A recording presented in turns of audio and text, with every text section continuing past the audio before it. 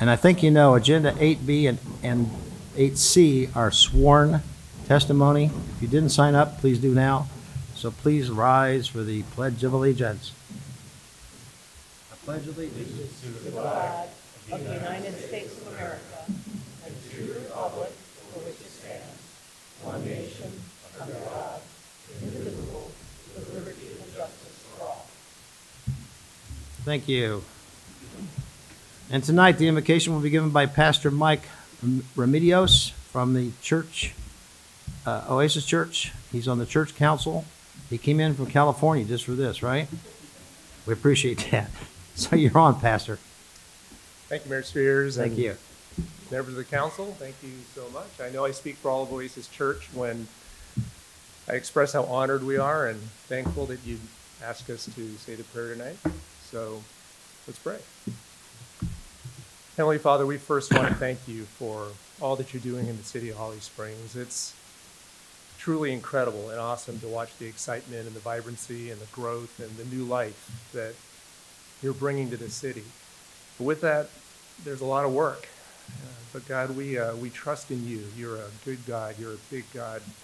You're a sovereign God. And you know the beginning and you know the end. And you know the everything in between. And this agenda we have tonight is a little bit of that in between. So God, I pray for it. I pray for all the items on it. I pray that you help this council just move through it with wisdom and leadership, unity, a sense of peace. I pray for each one of them individually, God, that, and I don't think for a minute that any one of them is here by accident. I believe that you've divinely appointed each one of them with their own individual skills and gifts and talents and experiences to come together for tonight, for this moment. So I thank you for them, God. I pray that as they come together with one voice, that it is truly you speaking through them, that each one of them can really feel a sense of peace and purpose in what it is that they're bringing to the table. And God, I pray that each decision, as each decision's made, that there's just this sense that it's right, that they're doing something that's right, that it's the right conclusion. So God, for all of the minutes of this meeting, I pray for all of them in advance, that you bless them, that you bless each person here, each council member here for the time that they put into it, for their families and the time that they allow them to be away for these moments in time. And we just lift all of this up to you, God. It's all important stuff. And I know that you amazingly want to be involved in all of it. So we thank you that we can come before you. And God, I just pray that you're with all of us tonight. I pray all these things in your Son. Amen. Thank you, Pastor Mike. I do want to comment that the Oasis Church is one of the most community-involved churches that we have, and that we appreciate that. Item number 4, adjustment approval of February 18th, 2020 meeting agenda. Mayor Pro Tem. Motion to adopt the February 18th, 2020 meeting agenda with no changes. Second. Motion been made and seconded. All in favor? Aye. Opposed? Motion passed unanimously. Thank you. Item number 5 is public comment period. We've already talked about it. The reason we're doing this is number 1, to give everybody a chance for dialogue, because public comment, we do not respond at that time in this meeting, but we would later. And again, please keep your comments to 3 minutes. Appreciate that. And we'll take it from there. And if I have trouble with the names, it's my fault. So at this point in time, we're going to open the public comment period and go to Laverne Cofield. She's up first. Hi there. Haven't seen you for a while. I hear you. I hear you. All right. Good to see you again. But to God be the glory. My comments on today is concerning our past mayor, Gerald Holloman. He was instrumental in building the foundation of what this town has become today.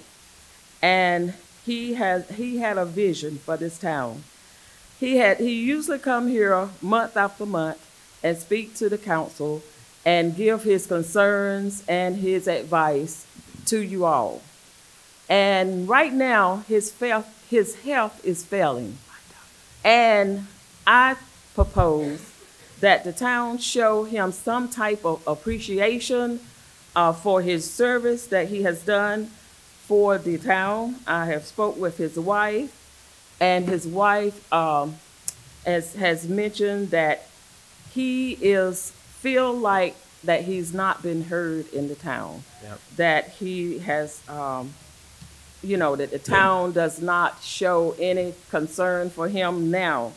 And that is the way that we do our elderly people, that once they get a certain way, that we no longer honor them and look up to them. But he had a vision for this town. And because he had that vision, you all are here today. So I wanted to propose that, and he was very interested in the way that this town was going. And he let you know. You might not have agreed with everything that he had said, but then he didn't agree with everything that you said. So, and that's politics. That's the way it is. But because of his dedication to this town, and because that his hard work in bringing industry and businesses here, and of course affordable housing at that time, now he feels like he's been ignored. So we think it would be right to do the right thing to honor him while the blood is still running warm in his veins. Either honor him with a appreciation day, appreciation luncheon, or appreciation something to let him know that his work was not in vain, and that you as town officials still respect and honor him for his vision for this town. Thank you. I Thank totally agree, and I'll tell you why. I talk to Gerald more often than you think.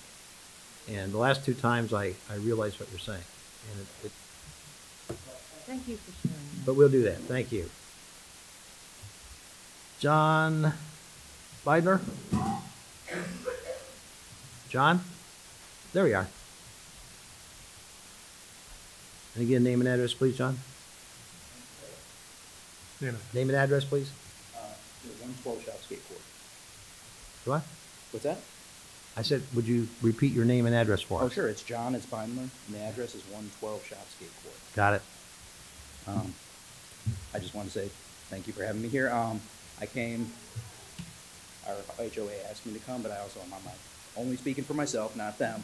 Right. But I wanted to say that we wanted to say thank you for everybody on council, everybody in the town. We just got a new crosswalk in our community. It was quick. It showed up fast, and we really appreciate it. And we appreciate that everybody took the time to work with us to get that there. We're also hear about the new Greenway.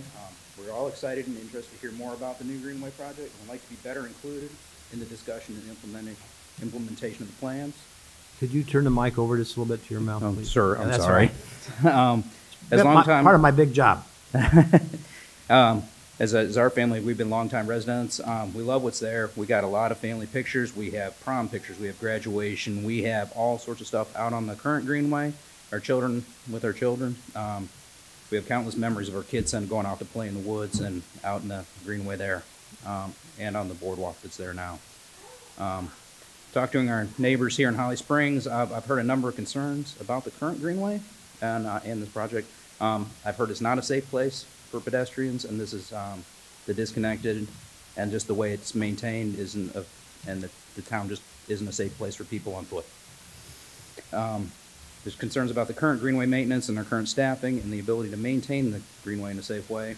I want to be sure that when we put in this new Greenway that we plan for maintenance also, because the current one doesn't have a plan, and we're told that there isn't the resources to take care of it. For me personally, this is a concern, the latest project out on this Greenway. We still have ruts from trucks driving through our yard. We still have construction debris in our yard months later. Aside from our yard, there is debris along about a half-mile of trail. There's going to be a lot of work that we're, as a community, going to have to do just to clean that up. In our own yard, we've seen erosion over the past few years pick up from, we've lost over about 1 to 2 inches of topsoil from our yard on the Greenway.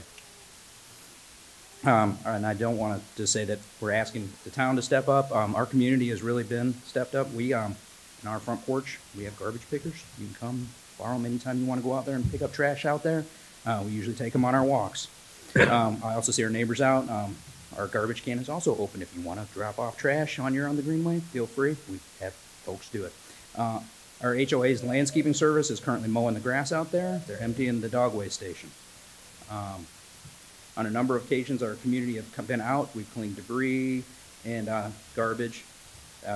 Been out there with chainsaws to remove down trees. I've been impressed with our small community's dedication to the trail, and the last few times I've headed out after seeing trees blocking the Greenway, there's already been people out there with their saws, out there moving stuff before I could even get to it. This town is made up of great people, great representatives, and great employees. Our Greenway should reflect that. So everyone who travels on them knows how great this town is. Thank you. Thank you, John. Appreciate it. Thanks. Garrett Rizek. I think I pronounced it right. Am I close? Rizek. Sorry about that.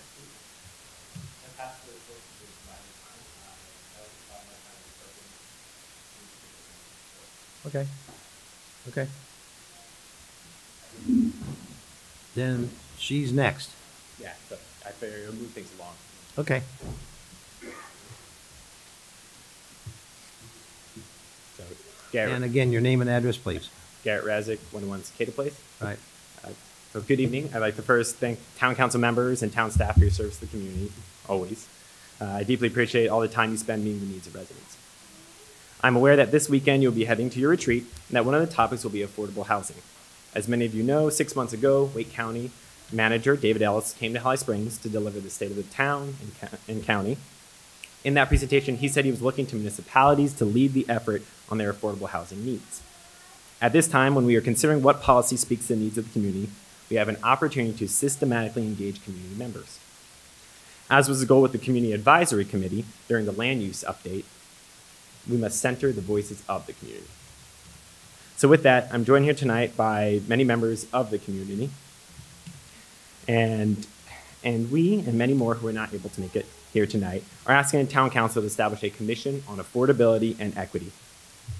In a 2019 report, the Triangle J Council of Governments reported that 2/3 of Holly Springs households making less than $50,000 per year are cost burdened, meaning they spend more than 30% of their income on housing. In addition, 87% of those who work in Holly Springs have to commute into town. The overwhelming majority of these community members make less than $3,300 per month and are heavily concentrated in fields such as retail, education, accommodation food services, healthcare, and social assistance. Historically, issues of affordability, gentrification, and displacement have fallen on economic and racial lines. In 1990, around 75% of Holly Springs was Black or African American, making it the highest percentage of any municipality in Wake County. Today, with rapid growth occurring, many of these families are disproportionately affected, as well as residents who don't make a living wage and seniors on fixed incomes. All these groups are increasingly at risk of being pushed out or priced out of their community. The most concerning part of this is that we're not talking about a hypothetical scenario here. This has already been happening throughout our community. To give voice to this issue, a commission on affordability and equity should be established in Holly Springs. Its members would consist of those most affected by these issues, as well as subject matter experts, and the deliverable of the commission would be within 1 year to submit a public report to the Holly Springs Town Council, town staff, and county leaders suggesting ways to address the issue of affordability in Holly Springs. This report would help guide town council members on future actions. I'll be sure to follow up with you all via email so you have more details and actually get the physical proposal. Members of the community also plan to schedule follow-up meetings with council members after the retreat to see what progress has been made when it comes to empowering those most affected by the issues to be the ones informing the policy. So with that, thank you so much for your time, and I know Ms. Perkins wanted to add. Thank you, Garrett. Thanks. Ms. Good Perkins, evening. Good you evening. may have to pull that down, because I do. Good evening, Mayor Sears. How and you the doing? council. Thank you for this opportunity to be here to speak before you all. I just want to piggyback off of Garrett. I was blessed to come to Holly Springs in 2000 with my family. Mayor Sears, I saw the plan that was designed, and it was a beautiful plan, but it was a plan with the thought of building for all people. I came here, I know what it is to grow up in government assisting housing. That is not where we want to go with the world of today. We want to make sure that it's affordable and equity. It is a great opportunity that I can tell my children my story of how I grew up and I left that environment because I wanted better. Holly Springs gave me that opportunity and gave my children that opportunity. And I don't want to see that taken away for the next generations. That's passionate to me and is dear to me. My children were educated here in Holly Springs, and because of the great education, and that's public education here in Holly Springs, 2 of my children went on to further education, and I did not have to spend a dime for their education because of their achievements. They are living their dream. I would like to see all people of all color to live their dream like my children are and have lived their dream, and I'm continuing to live my dream. Because Holly Springs, by far, is still one of the best towns for any little child of any creed, of any color, to grow up in. So I ask of you all, keep that in your heart and know that that's the way that the world is supposed to go, because it's important to, I believe, everybody that's in this room and all residents of Holly Springs. And the most important part of being a resident of Holly Springs is that my family was welcomed. Mm-hmm. We were embraced. So please keep that with your prayers and in your retreat that's coming up, because that is important. We cannot fail our next generations. That is not the purpose of any of us being here. Let's keep it the way God intends it to be for all people. I pray that that is within your hearts and you will let God lead you in your decisions. And again, thank you for your opportunity, everyone. Thank you, sir. And by the way, we're going to spend all of a half a day doing this subject that we also are very excited about. So I think we're all on the right track. So we'll take that from there. Okay, thank you. Thank you. Rhonda Dehler? Rhonda?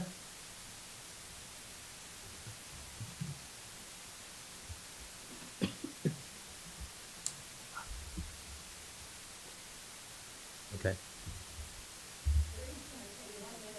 All right. Would you Well, please? we're just all coming from different perspectives of the Okay. same group. Would you give us a name and address, please, when you come on? Rhonda Deller, Right. 5076 Sunset Fairways. Or as I'm going to be talking about traffic, I'm going to call it Sunset Freeways, because that's what it's become.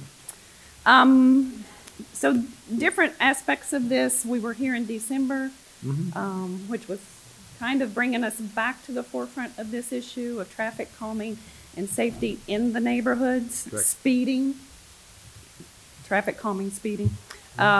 We started down this track with Catherine a few years ago, actually.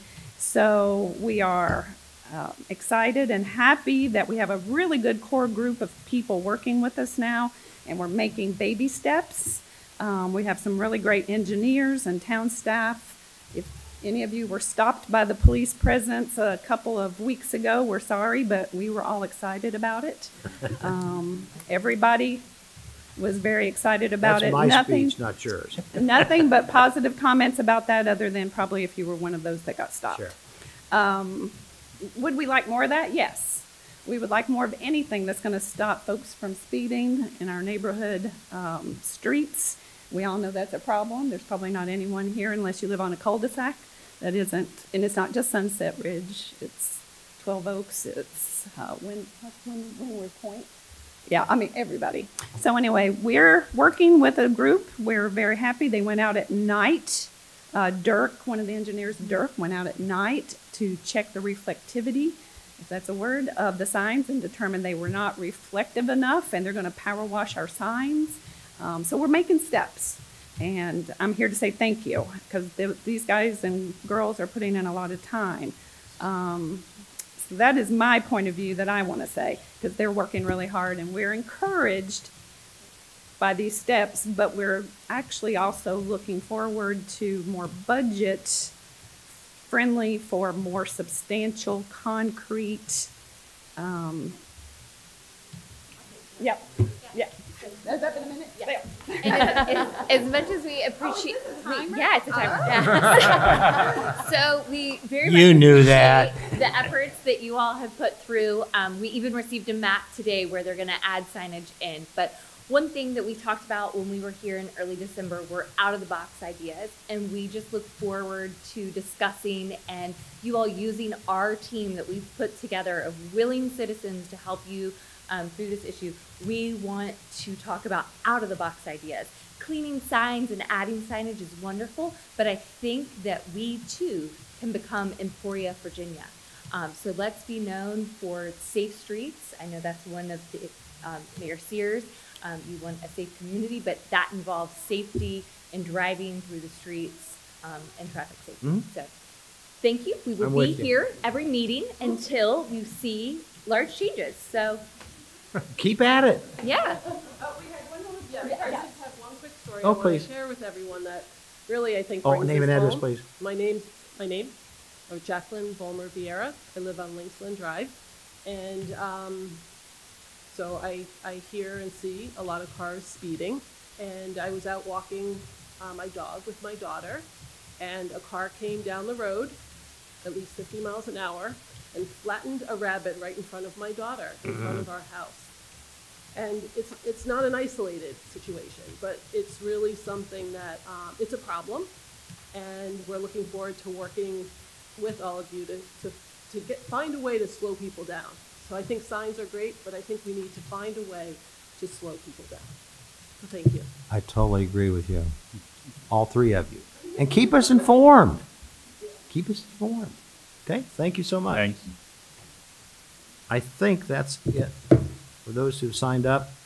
So we'll close the public hearing, but I want to make the comment again for those of you who are here for affordable housing or that issue. Sign up sheet in the back. We'll keep you informed. We're going to spend an inordinate amount of time during our retreat Friday. It is, I guess, yeah, Friday, on this subject, and I think we're working hard on that exact issue. So with that, if you're here, you want to sign up when you leave, please do, and we'll go from there, okay? Thank you all for coming, and thank you for your comments. Okay, we go to Agenda 6A. Under recognitions, this is the oath of office for Kathy White, Deputy Town Clerk, and that will be done by Linda McKinney, our Town Clerk. There she is.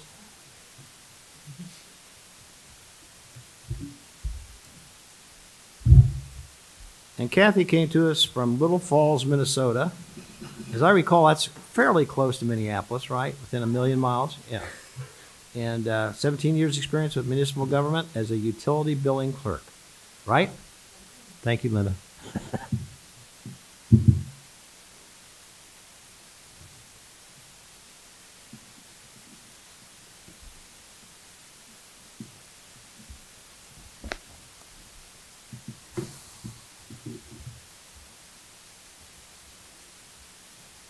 Thank you, Cassie.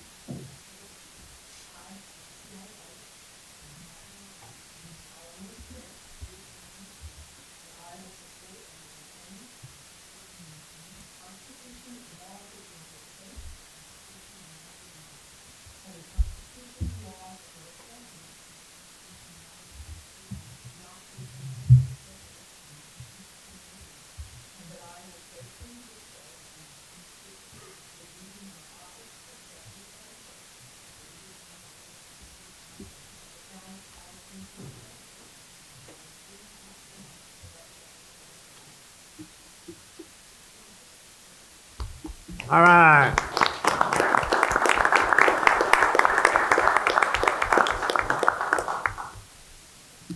Welcome aboard, Kathy. Welcome. Agenda item 7A, request communication, I-540 property acquisition update. Again, we're welcoming Dennis W. Jernigan from the NC Turnpike Authority. Thanks for coming back. Catch us up to date, sir. Thank you, Mayor Sears. Thank you, council members, for having me back to give you a briefing. Get situated with the mouse here.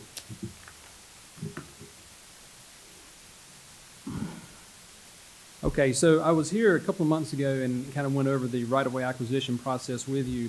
And tonight, I really wanted to spend some time talking about where we are from a construction standpoint. I will tell you where we are from a right-of-way acquisition standpoint. And I've combined some information on some of the following slides just for brevity. I know you've got a full agenda. So just as a reminder, if you look at the green and the blue here, the piece that we're working on now is considered phase 1. And that's the piece from existing 55, where it ends at existing 55 bypass over to I-40, where we have the significant interchange at I-40 and the US 70 bypass. And then the phase 2 piece will carry it on over from the I-40 piece over to I-87 or US 64 and 264. So individually, when we put these together, we had a small, medium, and large project. The first piece that extends from 55 bypass over to Pierce Olive Road is called the A project. You see on the bottom there, that's our STIP identifier, Transportation Improvement Program, R2721A. And that is 4.3 miles long. Contract amount is $183.5 million. And currently we have about 75% of our parcels settled. Just a quick thing, when I say parcels, that could mean an easement half the size of this room. It could mean a relocation where we're purchasing somebody's property and they have to move. So when we say parcels, that is basically an owner or owners that we are dealing with, and not necessarily everybody is a relocation. The next piece is the B piece from Pierce Olive over to just east of US 401. That one is 4.9 miles long. Contract cost $160 million. And we have about 77% of the parcels settled. Wow. On the A and the B project, we have the same design and contract team. It's Flatiron Branch, and they have different design teams for each piece. On the A piece is Gannett Fleming. On the B piece is HDR.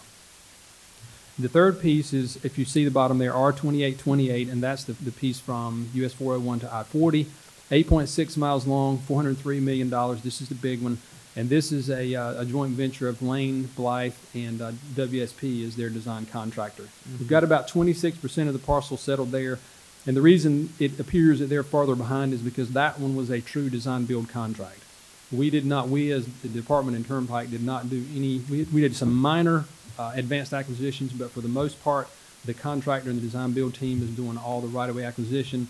On the other two pieces, the DOT and the Turnpike, I am managing the right-of-way acquisition. So we had about a year's head start on this particular project. One of the things that I know is of interest to the community, to probably some of you, are noise walls. So I put a nice picture of a noise wall up here. So I just wanted to go ahead and head off your question and tell you that for the A piece, which is the piece that is in the municipal limits of Holly Springs, the designer is doing the noise wall report, the noise wall investigation in 3 separate pieces. The first piece is the piece closest to 55, and really the pieces are from 55 to Sunset Lake to Holly Springs Road, and then east of Holly Springs over to Pierce Olive. Would you repeat that so I got it? I'm sorry? From where to where again? Okay, the first piece is over to Sunset Lake Road, from 55 to Sunset Lake. Got it. The second piece is Sunset Lake to Holly Springs. Okay. And then the third piece is Holly Springs to Pierce Olive. And he broke it into 3 pieces because from an investigation and report standpoint, his first piece is scheduled to be submitted for our review in March. Okay. And then the next piece is scheduled in June, and the final piece is scheduled to be submitted in December. And of course, after he submits it, we have to go through our review process before we approve it or make comments and make any adjustments. And then following the submittal and approval of the noise report, that is when, if a community is eligible for a noise wall, then there's a voting process. So just because you're eligible does not mean we're going to go out and impose a wall on you if you don't want it. If you as a community don't want it, you have the choice to vote. And the balloting process is expected with all 3 pieces to go for about next February. We're expected to finish that about next February. So one of the things that's critical for a project of any size, but especially on this size, is we have 2 permits we typically have to get, a 401 and a 404. The 401 is the North Carolina Division of Environmental Quality, DEQ for short, and the 404 is the U.S. Army Corps of Engineers for navigable waters. And so what we did for this corridor, for the entire corridor, was we used our preliminary plans and went and secured a permit. And I'm sure everybody knows there was some litigation from the SELC, Southern Environmental Law Center, so we were able to reach a settlement with them. And so that cleared the way to continue on with the project. Now, what we do after we submit a general corridor permit, but then once the designer fine tunes their plans, then we have to go back and get modifications and make adjustments to make sure we better quantify the impacts to the permitted or the environmentally sensitive areas. So we submitted our first modification for part of the B project and the 2828 project in early December of 19. We have just within the last couple of weeks gotten those modifications approved. And then the next two pieces for 2721A and a portion of 2828 that has to do with utilities. That's the reason you see the project in there twice, was we had some utility modifications that we had to get their final designs in order to get the modifications. So we're going to submit that within the next couple of weeks. We have all those in hand. We're reviewing those now and preparing those for submittal. Construction updates, we're currently working in a couple of places. The one closest to Holly Springs is the piece between East William Street and Sunset Lake Road. So there's Middle Creek runs in there, and there's a culvert that we're going to be constructing for Middle Creek. So what we're doing now is we've started clearing from Sunset Lake back to the west, and within the next week to 2 weeks, the contractor is going to move over to East Williams and clear back to the east to meet in the middle, and then they'll build that culvert. So the folks currently, the neighborhoods that currently have probably noticed some of that clearing behind them, Sunset Hills, Fair Oaks, and possibly Twisted Creek Townhomes. This is a little bit farther away, but it's in the vicinity. And then once we flip around and start coming from East William Street to the east, Miramont, we'll see some of that work going on in their area. Now, one of the things we have encountered, and we got several calls about it, so I'll go ahead and tell you that, is we're trying to notify folks, and I'll mention this more in a second, but we're sending postcards out. When we know we're going to be working in an area, we geofence, and we get addresses, and we send out postcards and let everybody know what's going on. There's some bullets down here at the bottom that tell what's going to be going on close to you. But we started getting calls before the first postcard went out from people wanting to know why we were clearing, and we had not let them know it wasn't us. So what was happening was there was a pretty sizable piece of property that we were making a partial acquisition on. And before we agreed on anything, they decided they wanted to cut the timber. And so they were out there cutting a lot of that timber down, and we were getting calls and, why didn't you let us know? So just FYI, it wasn't us. The second place right now is Westlake Road. Westlake Road is one of the locations where there are petroleum pipelines that are in conflict with our bridge construction. There were 3 lines going through there, but only one is in use.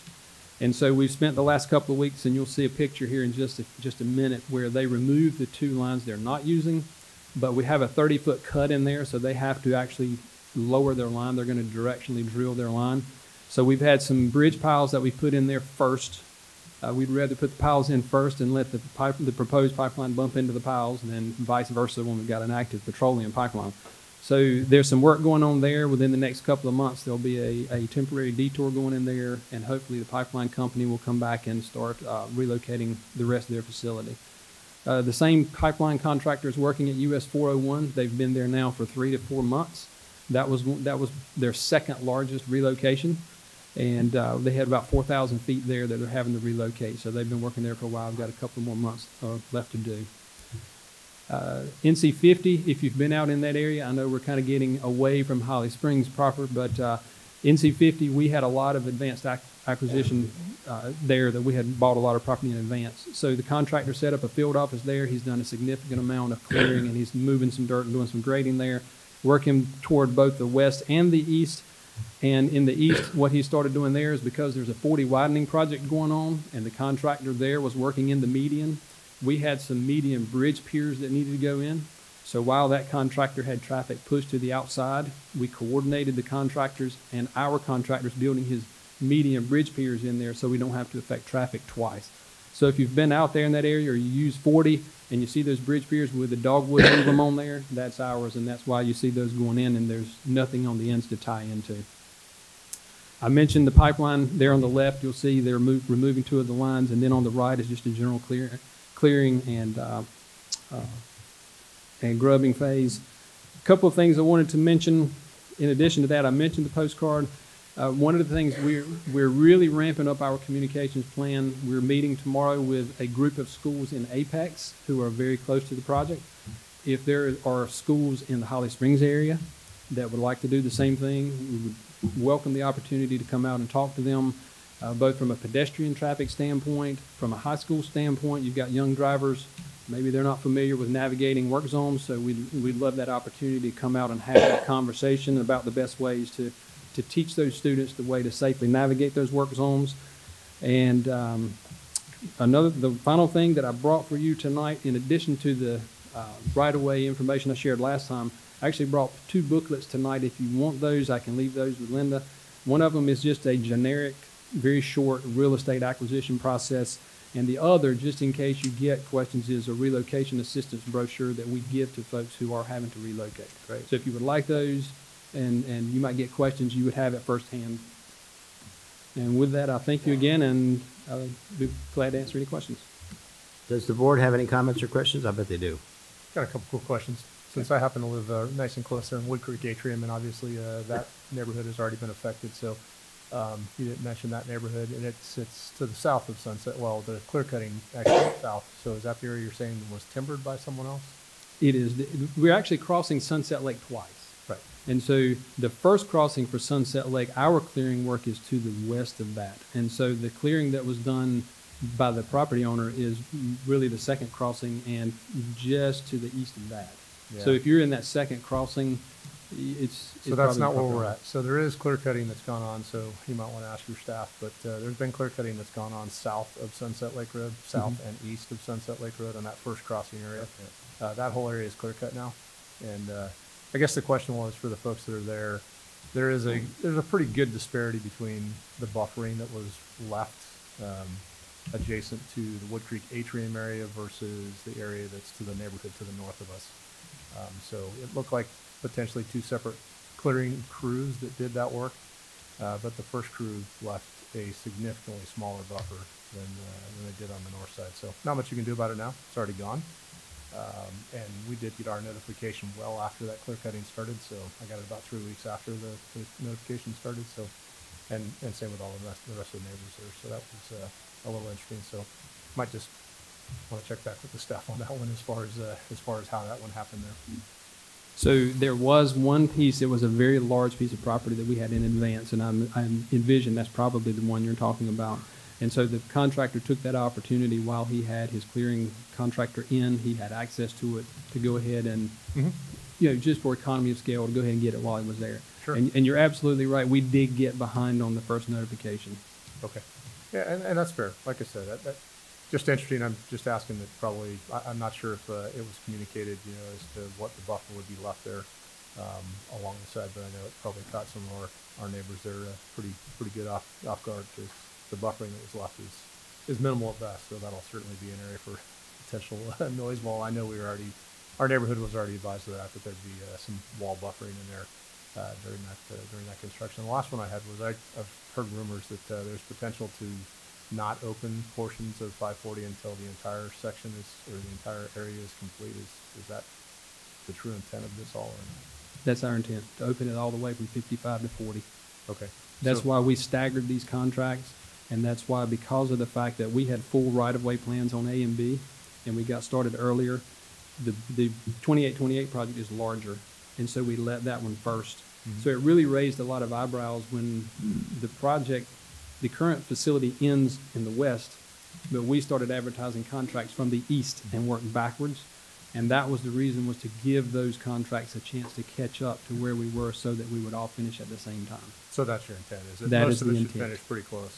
If there's Yes. a case where it doesn't finish all at the same time, and let's call it 2721 Alpha is done first, would that open up, or would it just wait?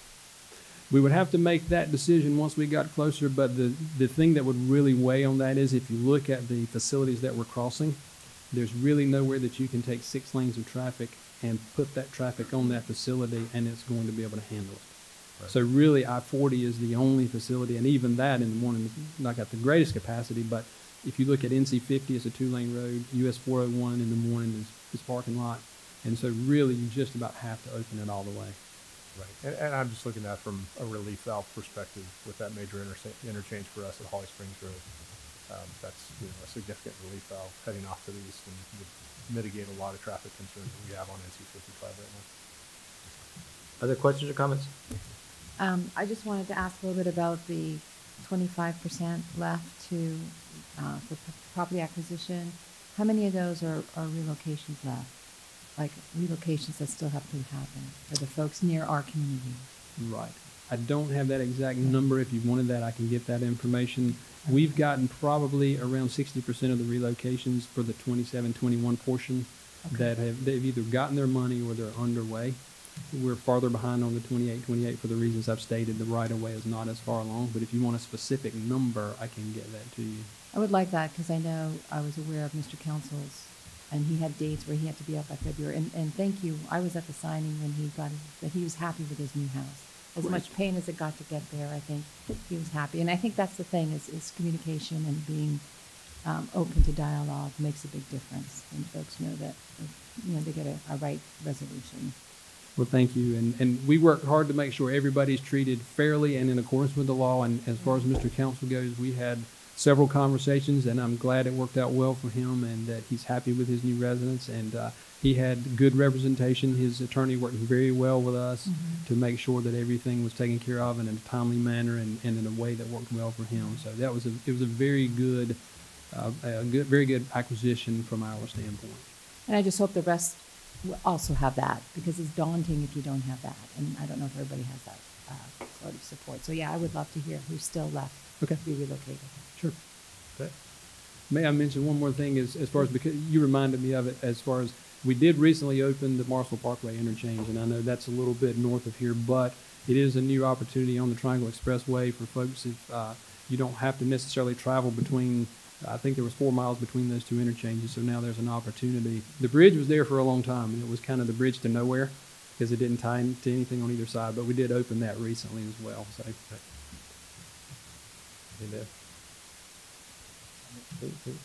I just had a couple quick questions. Okay. I'm getting a lot of calls from people who live near Pierce Olive. They said, is the toll road going to be on Pierce Olive or is it going to be near Pierce Olive? We cross Pierce Olive. You cross Pierce Olive. Where the Duke transmission line, the high power line goes across, we are crossing exactly where that crosses. So we're actually relocating that transmission line to the south. Okay. So it's not on Pierce Olive Road. There will not be an interchange on Pierce Olive, but we will cross, Pierce Olive will cross us. Right. Last question. And I went out to Wood Creek some time ago. We had a meeting out there. Everybody knows it's coming, blah, blah, blah.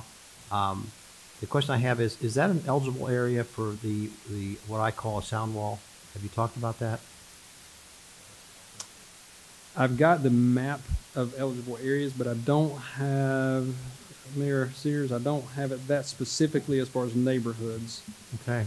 Yeah, when we had when the final public hearing was out there over at Wake Tech, Right. our neighbors were advised, at least on Restonwood, on the west portion of West Restonwood Drive, that those homes were inside the noise contour and they would have an opportunity to vote on that sound wall. There's probably 15, 20 homes that are impacted right there is, yeah. And they're, like I said, there's no trees left there anymore. They're right there into the open space now. So what was shown at the public hearing was probably a red hashed area. Correct. And that's an identified noise, potentially noise sensitive area. And so we try to make it a point to never say you definitely will get a chance or you definitely won't, because we don't know until we get the final designs, because the elevation of the road could change and that could change the noise impacts. So what that's based on is whether you're eligible or not based on who was there first, based on public record. And that's the way it's determined, was who was on record first.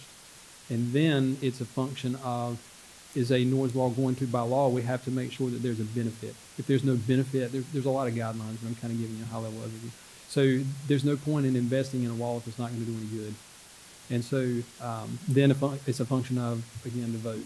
Some folks don't like it. Some people don't like a wall. Some people do. So it just depends on the vote of the neighborhood. The reason I ask, obviously, is that there's houses relatively close. And just keep us informed, if you would, on that one. Appreciate that. That's a biggie for me. Okay. Anything else? All set? Thank you again for coming. Thank you for the Keep invitation. us informed. Appreciate it, Dennis. Agenda item 8A, public hearing, voluntary annexation A1909 Oasis Church. Melissa Sigmund, Planning and Zoning. Thank you, Mayor and Council. Thank you again for coming. As mentioned, the next item is a discussion of annexation in relation to a property that you'll also hear on the next item, proposed for development of Oasis Church. So the requested actions are to conduct the public hearing and adopt the annexation ordinance. The property in question is located slightly to the west and of Piney Grove Wildman, South Main Street, and to the south of Ralph Stevens Road. The property is contiguous on to the east. You can see the dark green is our current town limit. So the property is contiguous to our town boundaries. It's approximately 8.3 acres in size. And as I mentioned, the preceding item will discuss the development plan for this particular property. With that, open the public hearing. If Questions? you have any questions. Questions or comments? If not, we'll open the public hearing, and I don't think we have anybody signed up, do we? So we'll close the public hearing. Any further comments on this issue? We good? Good. We have one motion, as I recall. Am I correct? Listen, one motion? Correct. Go. Motion to adopt annexation ordinance A 19-05, annexing 8.3 plus or minus acres owned by the International Church of the Foursquare Gospel, more particularly described as Wake County in on the screen. Second. Motion made, second, all in favor? Aye. Opposed? Motion passed unanimously. Thank you. Agenda item 8B, this is sworn testimony, public hearing, development plan 19 DP 08 and special exception use 19 SEU 05 Oasis Church. This would be, you still on? Yes, I am All right. standing in for Sean Ryan. All right. Melissa, you're on. Thank you very much. So Mayor and Council, the property that you just annexed into the town is also up for consideration of a development plan, a special exception use, as well as a variance. Tonight's action would include the quasi-judicial public hearing in relation to the special exception use, as well as motions regarding the findings of fact for the special exception use and variance, as well as decision determination on the development plan for Oasis Church. So as noted, the property is located to the south of Ralph Stevens Road and slightly to the west of South Main, Piney Grove, Wildman. So as you can see on the larger site in terms of context in relation to the larger town limits. And again, for context, the property is directly to the west of the approved and under construction Lightbridge Academy preschool, as well as to the north of the existing Grove Park Village neighborhood. Some recent development projects that you may remember, the recent approval of the Stevens Tract Townhomes, located to the west on both the north and south sides of Ralph Stevens Road, and as well some of the projects over in Southern Crossroads, including the Holly Springs Long-Term Care on the east side of South Main Street, Piney Grove, Wildman. So the proposed use does require a special exception use for a church located in the R30 residential zoning district, and that is the matter for the special exception use. The proposed church building, as you can see, is a little over 28,000 square feet in area. The building is located towards the northwest corner of this somewhat irregularly shaped site. The overall parking is has 254 spaces to accommodate the uses that are proposed. The variance that has been asked for this evening is to reduce the setback along Ralph Stevens Road.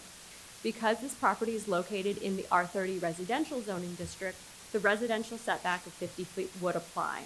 What the applicant is asking for is to reduce the setback to what would be equivalent were this to be a commercial zoning district. So essentially you have a non-residential use that is allowed with that special exception permit, special exception use in a residential district. So they're looking to really to be equivalent to if this were a commercial zoning district. Landscaping has been provided on the site in conformance with the UDL requirements. As you can see, there are several different types of buffers or landscaping areas that are provided. Our A50 or open, a non-opaque buffer is located along Ralph Stevens Road. The number that you see next to each of these letter designations indicates the plant unit value that's required. So a higher number indicates either more or bigger and or bigger plants.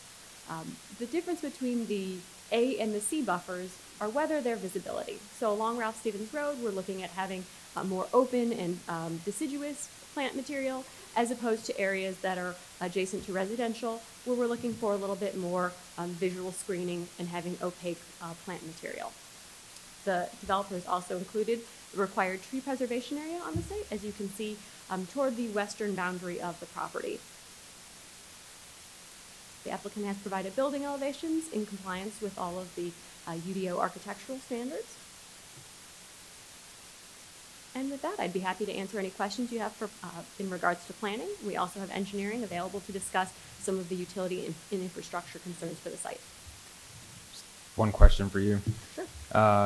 It's a little bit irregular of an application given the residential zoning district, and we're looking for a commercial use on the property. So I'm just trying to get a clarification on how we're measuring compliance with the UDO. If you look at like R30, for example, the parking requirement is 2 spaces per dwelling unit. This isn't a dwelling unit, and there's 250 parking spaces. So how are we measuring that? Where's Certainly. the compliance? So the UDO does have standards for non-residential uses that are allowed with that special exception use in the residential district.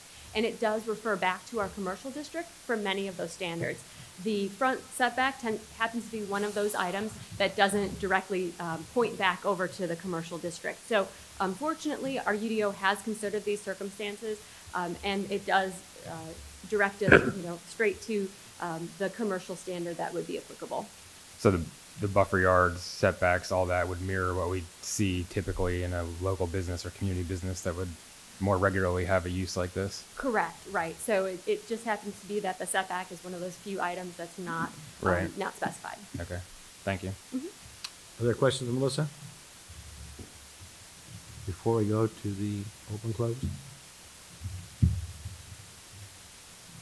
All right, at this point in time, we're going to open a public hearing. I'm sorry. Oh, Rachel, I'm sorry. Engineering, excuse me. Way ahead of myself. Good evening. Good evening, Rachel Jones with the Engineering Department. So I will highlight the utility requirements and transportation requirements. On the slide before you, we have Ralph Stevens Road here in front of the property. Adjacent to the project site is Lightbridge Academy, and to the west is Castaway Court. Water and sewer service being provided to the project site through a connection with the Stevens Tract Townhome project to the west, and then also a connection with the Lightbridge Academy project in the southeast corner. The Oasis Church development plan will also extend water main across their frontage and connect to existing facilities. For transportation, the applicant submitted a trip generation memorandum to highlight the anticipated traffic volume with the project site. So as you can see here, it is quite below our threshold that would typically trigger a full traffic impact analysis. They are, however, widening across their frontage to a full 4-lane median divided thoroughfare. So the other half is being built with the Stevens Townhome project, and they'll complete that cross-section on their side of Ralph Stevens Road. Along Castaway Court, a new 5-foot sidewalk will be constructed along with curb and gutter.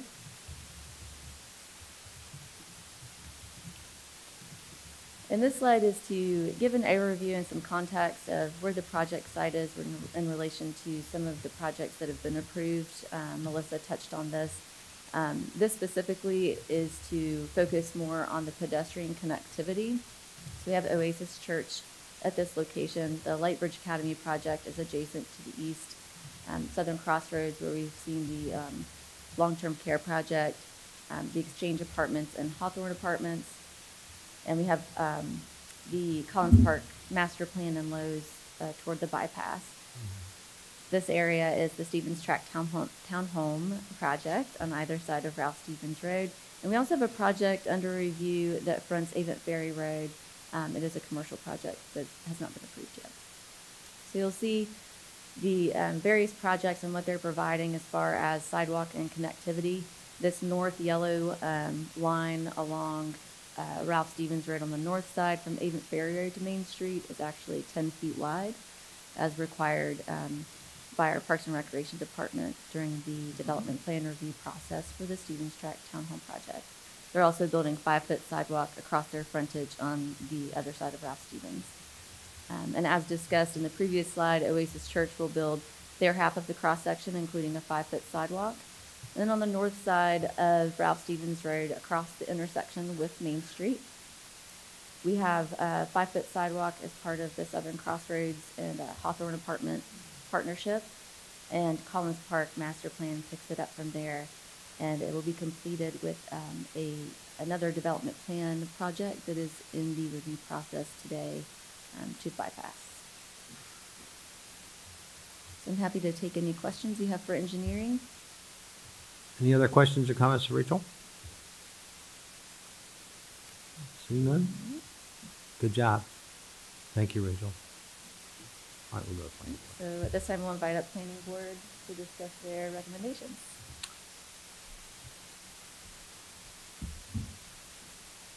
Rick Madoni. Good evening. Good evening, Rick.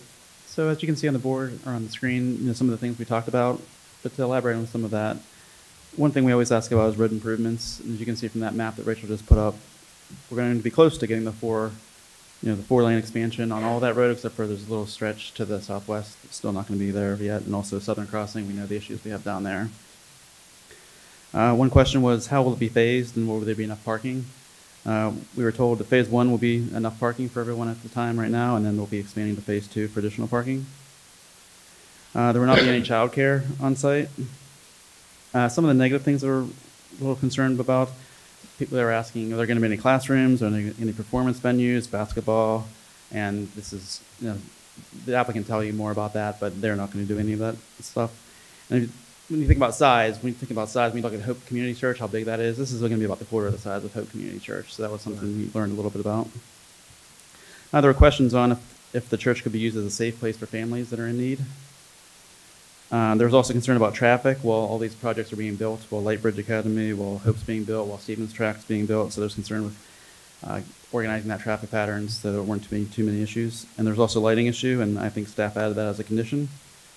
So overall, we thought it was a good fit for the area and something beneficial to the community.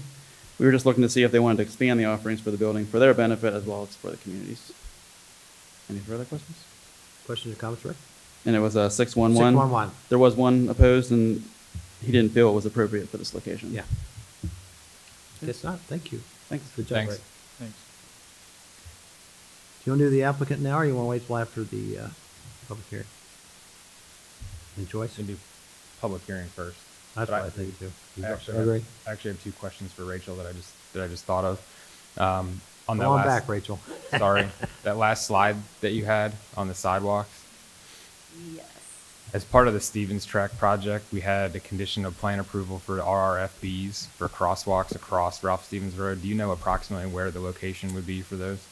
I know they are coordinating with DOT. DOT is in the process of changing some of their, the requirements we're used to seeing. They're looking at mid-block crossings and beneficial connections.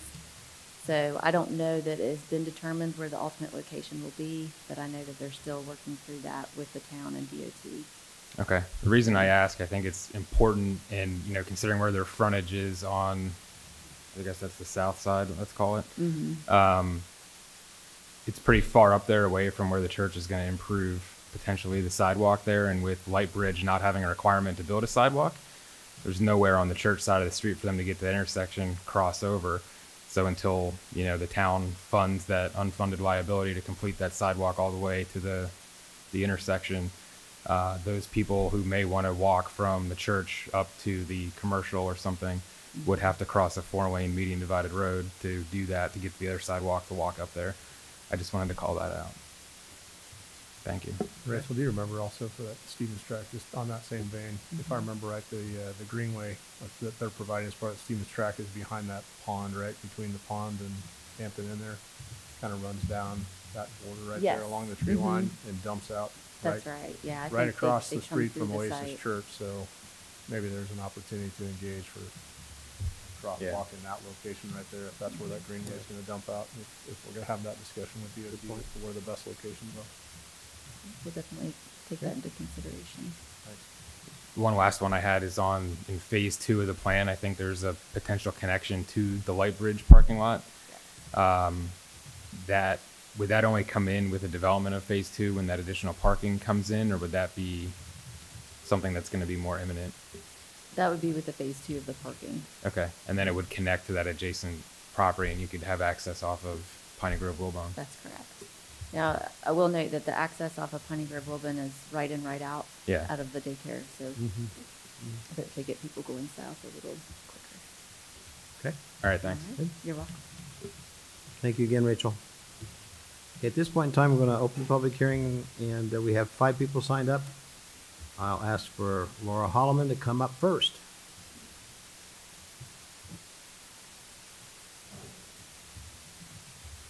Hello again.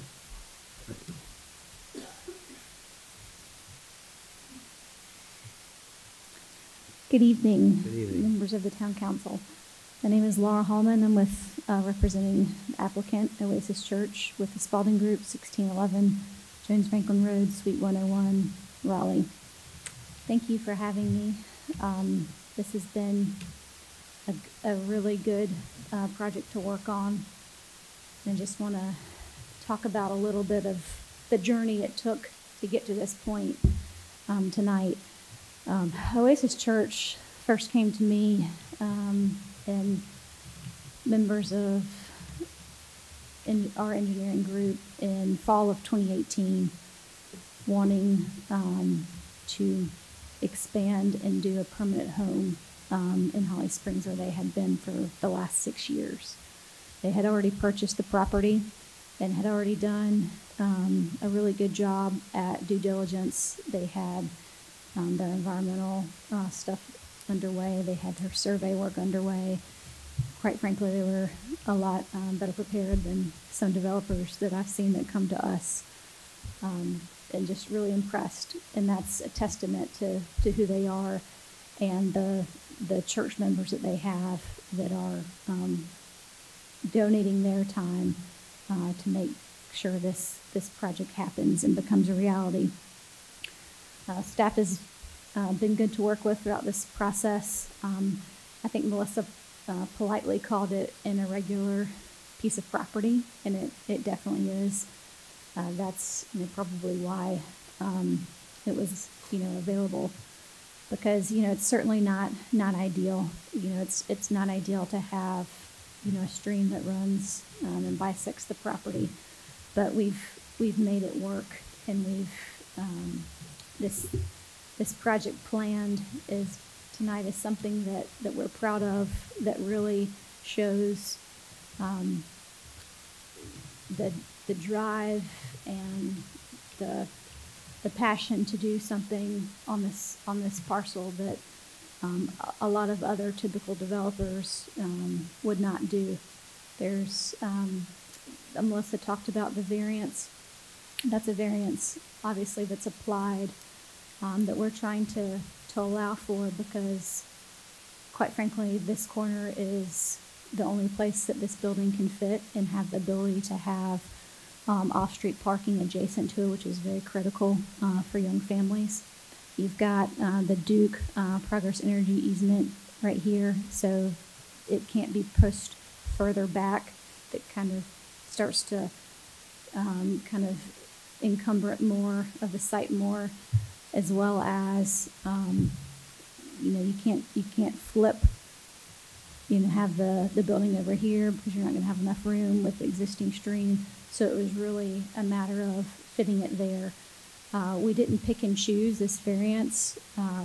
We followed the same rules as if we were a commercial parcel, because a commercial parcel allows, if we were in the community business or the local business zoning district, they allow a 20-foot setback if you do two things. If you have to move, all the parking has to be in the side or the rear of the building, which we've done here, and you can't request any architectural waivers, which we are not requesting.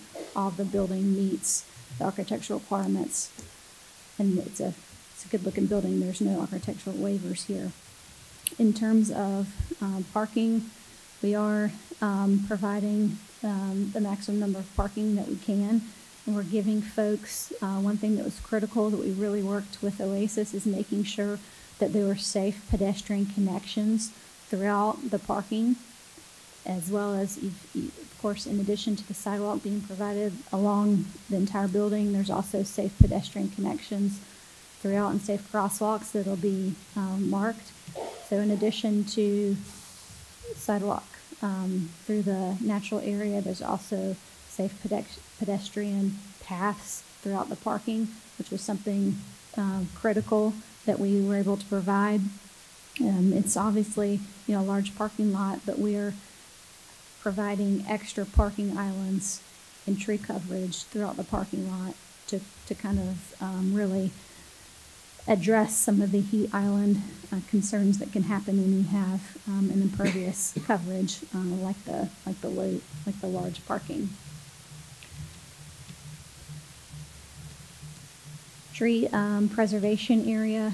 This, we're not just using totally the stream area. We're also really trying to capture a lot of the existing trees that are in reference to the nearest existing residences that we have.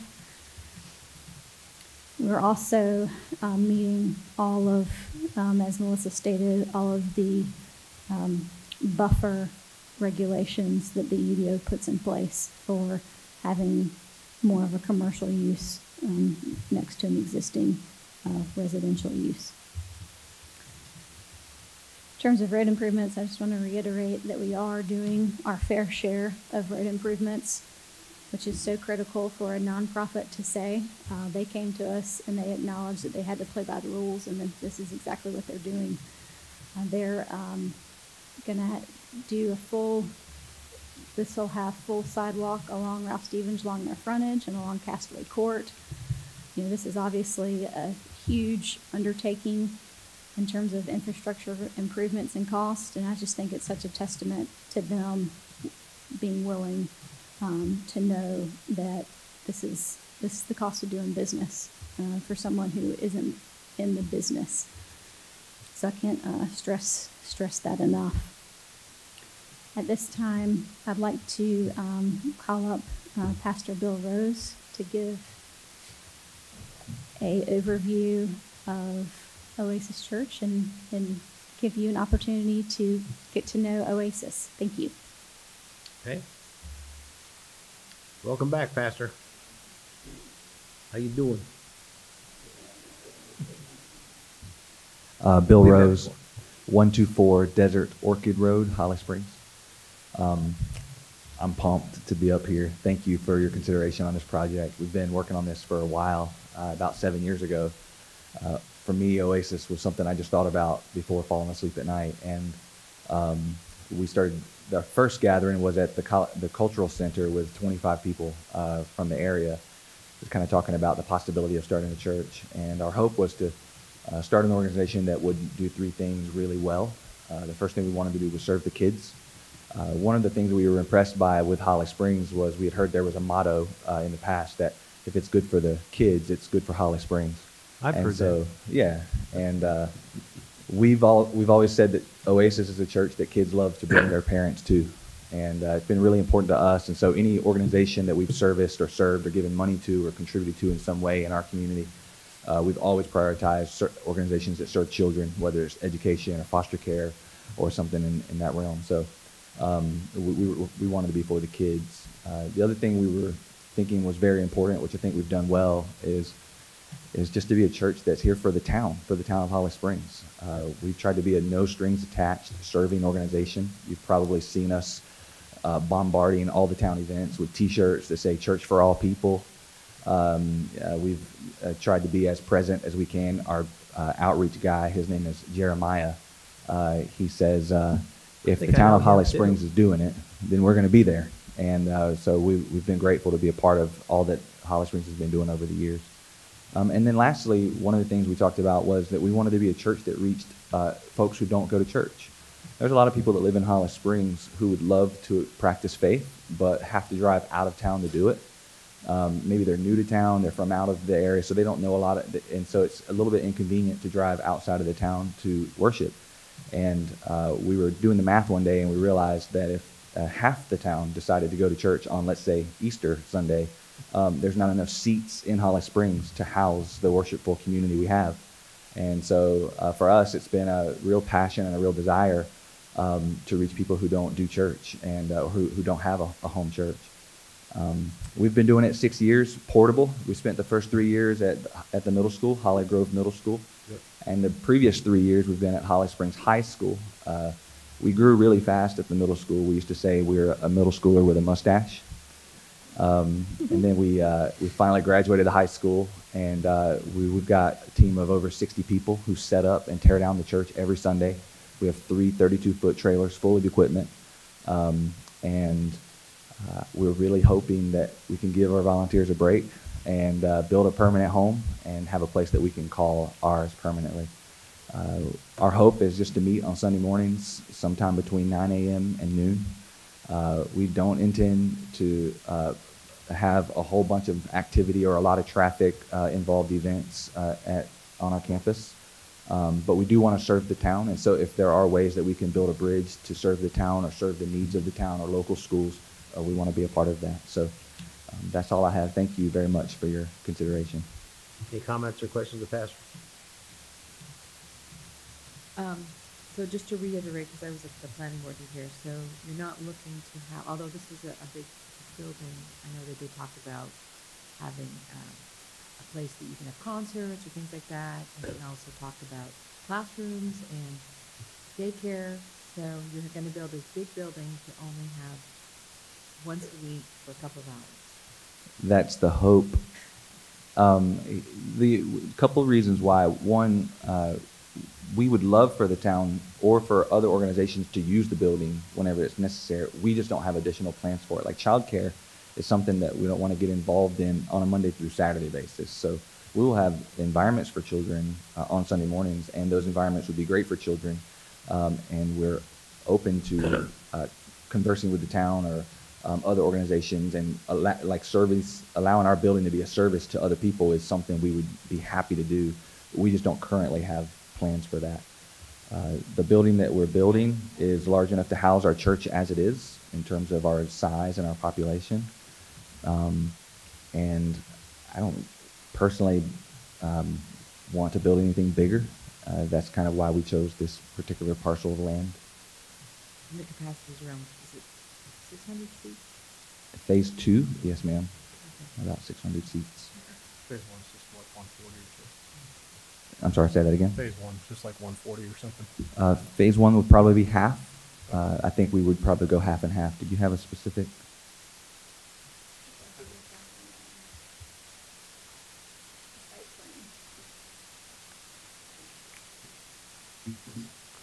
I could guess, but I guess some things every Sunday, so I'll let her be specific. We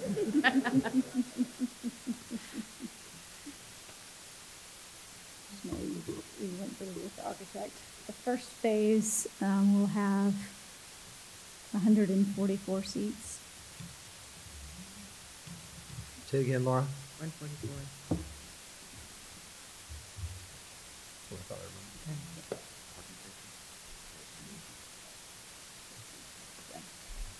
Okay.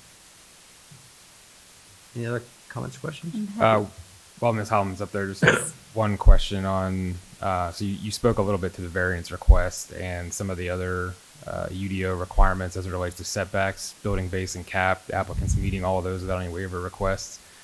Would have probably been a good candidate in the community business district. So I'm just curious as to the intent to reside in a residential district versus a rezoning that would have required notification to all the surrounding property owners. Sure. The community business that would allow this by right.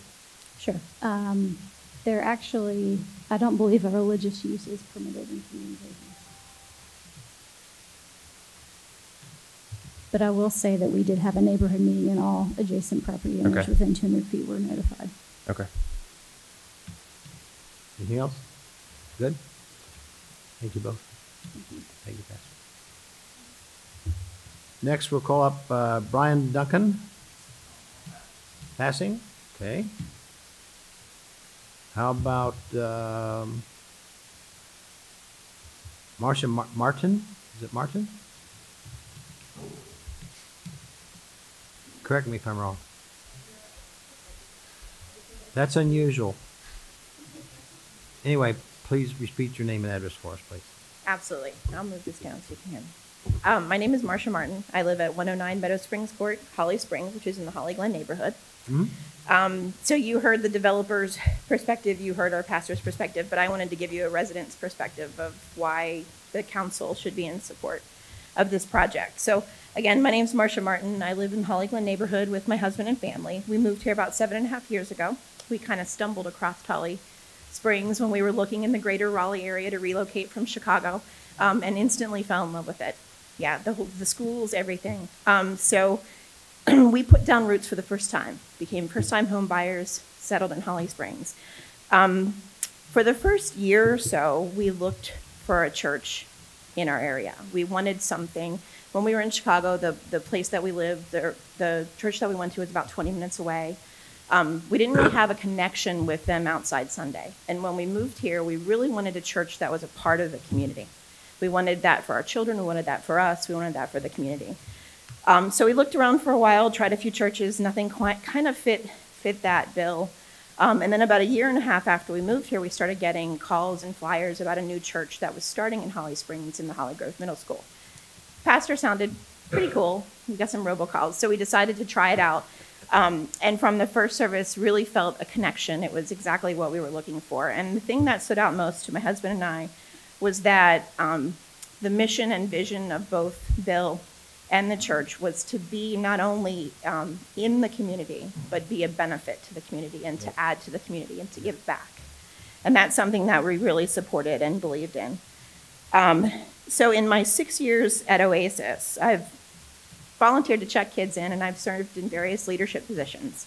But in addition to doing that in the church, I've also done trash pickups in the town, cleaned the middle school campus, served hot chocolate during the holiday parade, cleaned the food cupboard, the Holly Springs food cupboard, volunteered to color with kids at Bass Lake Days, at Sug Farm during Holly Fest, and have delivered Thanksgiving meals to Holly Springs residents in need, all under the mission of Oasis Church.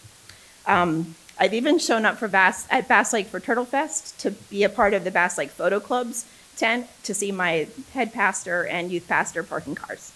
So just as Bill mentioned, that's part of the mission of the church, is to be involved and to give back and to support the community. And I've connected with so many people personally because of my attendance at Oasis, and then also the community outreach that we do that I probably wouldn't have normally connected with, just kind of being in my little neighborhood in Holly Glen.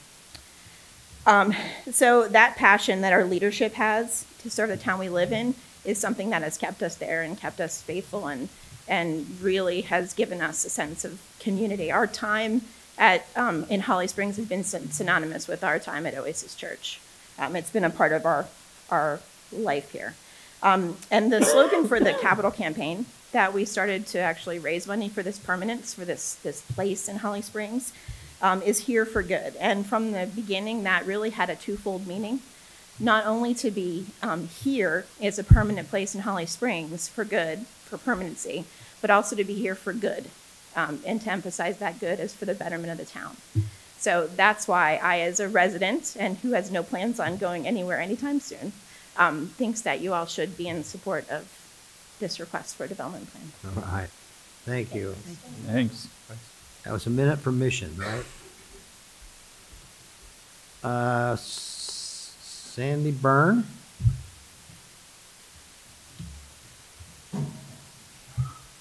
Again, please repeat your name and address for me, please. My name is Sandy Byrne. I'm at 108 Presley Snow Court in Holly Springs. Thank you, Mayor Sears and the council members, for allowing me to address you as a citizen of Holly Springs, as a military wife, and as a mom. I'm married to my husband, Mike, and we have 4 daughters. My oldest, Deanna, is here in support also. She's a graduate of Holly Springs High School. My other daughters are Megan, Gracie, and Kira. In 1996, our first home was right down the street in the Hallmark neighborhood off of Kildare Farm Road. Although I had an Apex address, we spent a lot of time shopping and visiting friends in Holly Springs. I remember when the corner of Sunset Lake Road and Holly Springs Road was just a little old gas station. In 2007, we became Holly Springs residents and moved into the Carrington Estates neighborhood. We made the choice to move to Holly Springs because we were looking for the ideal place to raise our 4 girls, and we believe we found our forever home. Holly Springs met all of our ideals and expectations of what a hometown should be.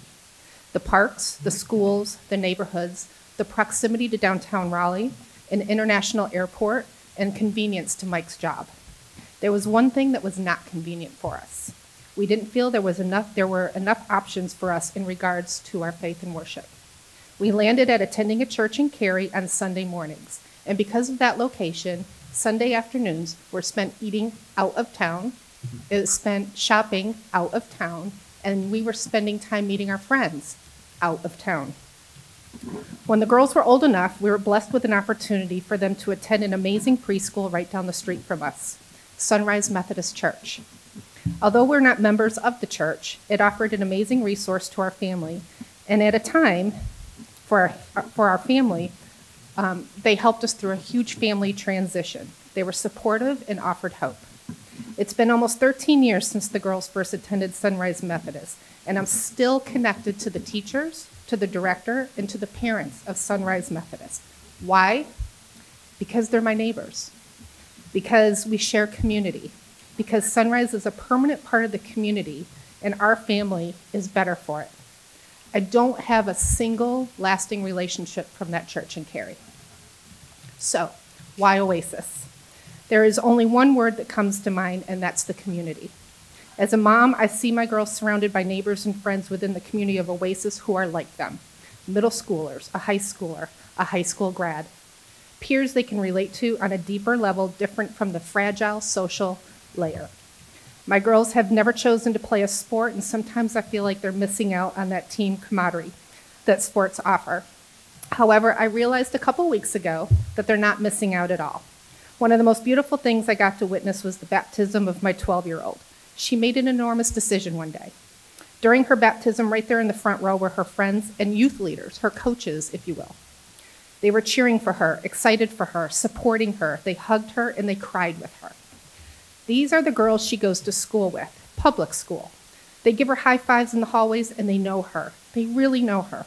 Their deep conversations at youth group allows them to discuss things they otherwise wouldn't discuss with peers. Success, failure, depression, anxiety, worthiness, self-love, love and respect for others, and of course, their faith. My family is just a small part of a community of support at Oasis that integrates the values of selflessness, kindness, generosity, and love into our neighborhoods. The town of Holly Springs is where my girls held a free car wash to serve its residents. They picked up trash on Highway 55. They painted Holly Grove Middle School and helped with the landscaping. They volunteered when Oasis hosted Faith and Family Night at the Salamanders game. They have served hot chocolate for residents for years, played with your littles at Hollyfest, and don't tell anybody her identity, but my youngest daughter's favorite thing to do when volunteering is the joy and excitement she witnesses when she's dressed as a minion at Spring Fling. Permanence. We are here to stay as a family. Our community defines us. It is where we shop, we dine, we are educated, we work, and safely worship. Thank you for considering the permanence of Oasis Church as an addition to the community of Holly Springs. We may not have the same faith, but we all have the same heart and love for our community. Thank you. Well done. Thank you. Thank you.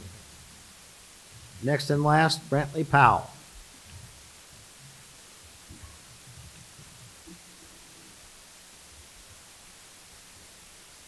Again, please repeat your name and address for me. Name is Brantley Powell. Address is 5210 Driftwood Lane, Morehead City. We are developing the Lightbridge Academy facility, which adjoins the Oasis Church property on its eastern side. I could not personally imagine a better use for the site than the development plan that they are proposing, and we're looking forward to have them as a future neighbor. We view our two uses to be very compatible, and I've had some preliminary discussions with Pastor Rose as to how we could possibly work together in the future. I feel that Oasis Church will be a valuable asset to the community, as well as provide a much-needed service to the area residents, while only minimally impacting traffic and the use of town services. So accordingly, we would urge you to approve the Oasis Church's pending special exception use and development plan. Thank you. Thanks, sir. Thank you. At this point in time, we'll close the public hearing. And is there further discussion? Good. We're good? We're good? I think we're all good. Then I would suggest we tackle 2 motions, please.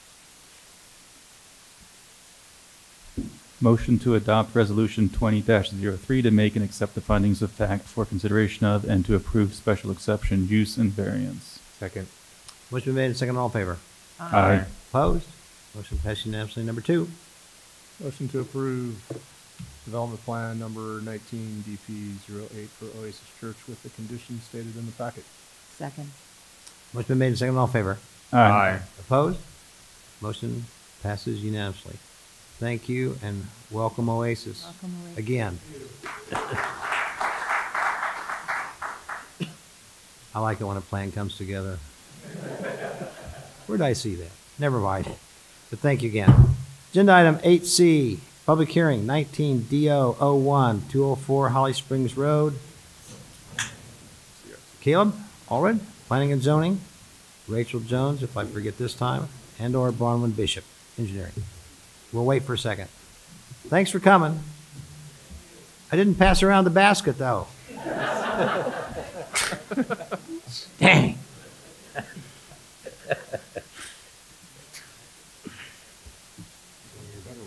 Yeah, thank you very much. Once in a while. Yeah. Somewhat rarely, but once in a while.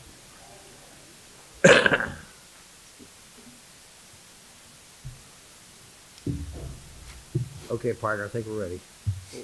Thank you, Mayor and Council. My name is Caleb Allred. I am representing Planning and Zoning tonight on 204 Holly Springs Road. So the purpose of this, bringing to you tonight is to review the request for infill development options plan for subdivision and construction of 2 single-family homes at the corner of Raleigh Street and Holly Springs Road. The requested actions are to conduct the quasi-judicial public hearing, a motion to adopt and accept the findings of fact for consideration, and a motion to approve the development options plan 19D001 for 204 Holly Springs Road. So I have a couple site plans here just kind of orienting us to the site we're talking about. It's actually at the corner of Raleigh Street and Holly Springs Road, the southeast corner. So it's just right up the road here. So just kind of giving ourselves an idea of where we are in town. Holly Springs Elementary School is just down the road on Holly Springs Road from this site. And of course, Town Hall is not too far away from this site as well. So orienting us to the site plan, what the applicant is proposing, we do have 2 single-family homes, as I said before, 2 individual lots. It is accessed, or the access for the homes are they're rear access homes off Holly Springs Road, and the houses are oriented from facing Raleigh Street. So the front of the houses will face Raleigh Street. There's a couple things I just wanted to point out to y'all when you're thinking about this. The applicant is proposing 2 street trees, one on Holly Springs Road and one on Raleigh Street. So just keep that in mind too. It was kind of hard to see on that site plan. So as the part of the infill development options, the applicant is going to be required to meet certain architectural requirements. So I wanted to put the building elevations on there to let y'all see what they're proposing to go on the site. Several key points I'm looking at this, several things that they're, so the infill development options requires, gives the applicant quite a few options to meet our requirements. Several things that they're meeting for us, they have the front porches. They are proposing multiple building materials on the front facade. They have shutters, and the roof line is, but there's a change in elevation and the direction of the roof ridge. And of course, the homes are rear access from Holly Springs Road. So So that, if, do y'all have any questions for me before I invite engineering up? Any questions or comments of Caleb at this point? Okay, I'll invite Rachel up. Rachel, you're back. In case you forgot, it's Rachel Jones Engineering, right? That is correct. All right, so I will walk you through the utility and transportation requirements for this development plan before you this evening. Just to orient you to the site plan, north is actually downward. So west would be to the right, east to left. This is Raleigh Street and then Holly Springs Road, which the properties have frontage on both streets. And this slide is to highlight the only real utility infrastructure improvements being required with the project.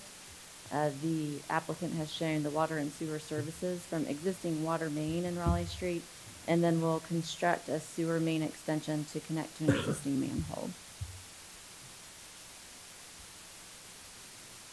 So as you can see, this slide is oriented in the same direction. So Holly Springs Road is located at the bottom of the screen. North is facing to the bottom. You have Raleigh Street.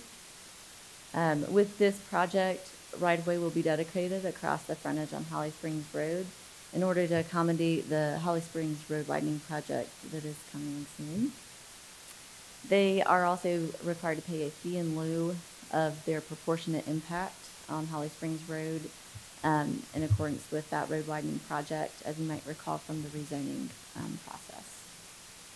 On Raleigh Street, right-of-way will also be dedicated to match the ultimate street cross-section, and a standard 5-foot sidewalk will be constructed along the frontage.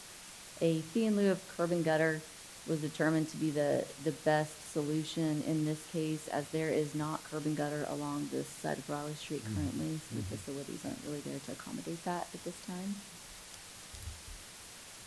I did want to address some of the comments that we received this week from town council members. The driveway, and this looks like a kind of an older shot. The applicant has extended the driveway length to the property line, just to clarify that. That looks a little different from what might be in your packet. But the driveway access off of Holly Springs Road, we landed here after looking at Raleigh Street, and that was the preferred location for the driveways. However, with the amount of right-of-way needed to be dedicated across the frontage, it did limit the buildable area of the site and limited the flexibility for the site design. So ultimately, the location of this driveway was determined to be the most feasible for this design. And then also to address some of the parking questions, Raleigh Street today does not have on-street parking available. But with the ultimate cross-section, according to our comprehensive transportation plan, we are planning for on-street parking on the west side of Raleigh Street. So it will be an offset cross-section. The east side is not planned for on-street parking. And with that being said, there are areas, even on the west side, that have restrictions with existing structures being very close to the right-of-way. That we would want to avoid impacting those existing structures. So we're looking at that in more detail as we begin to move toward updating our CTP and looking at the downtown transportation plan. And so this slide, just wanted to highlight the fact that Holly Springs Road, with the road widening project that is planned, this site driveway will be restricted in the future to a right in, right out. So Raleigh Street will have a leftover available, but will be restricted for lefts out of Raleigh Street as well. So the red arrows you see is the egress if you're exiting the proposed site, and how you might get going in the opposite direction if you want to move west on Holly Springs Road or north on Main Street. The blue arrows are the ingress, so if you're coming home, moving westward on Holly Springs Road and trying to get into the site drive. So you could exit the site and take a right, going southbound on Collins Street, and then take a right on Arp Street where we have full access. Collins Street will remain full access with the road widening project. And then follow Arp Street to Main Street and to the signalized intersection with Holly Springs Road, in which you would have full access to move in all directions. As far as coming back to the site then, following a similar path going down Collins Street and then northbound on Raleigh Street and ultimately back into the site. I'm happy to take any additional questions that you might have. Questions or comments of Rachel? So, looking at this, I see that's the preferred way to traffic, but realistically, people would come up here, maybe do a U-turn around Holly Springs and Main. Could they do a U-turn around Holly Springs and Main Street? and There come is back? not a plan for a legal U-turn, to my knowledge, at that intersection, so it would be an illegal U-turn. There's nothing stopping it now. You could do it now. If you can. Yeah, you can do it now. Okay. Yeah. Well, you can turn left, but a U-turn would be, yeah. Yeah. Okay. Okay. And then you talked about parking on west side of Raleigh Street. Mm-hmm. That's all guttural. I mean, is this, how long from now?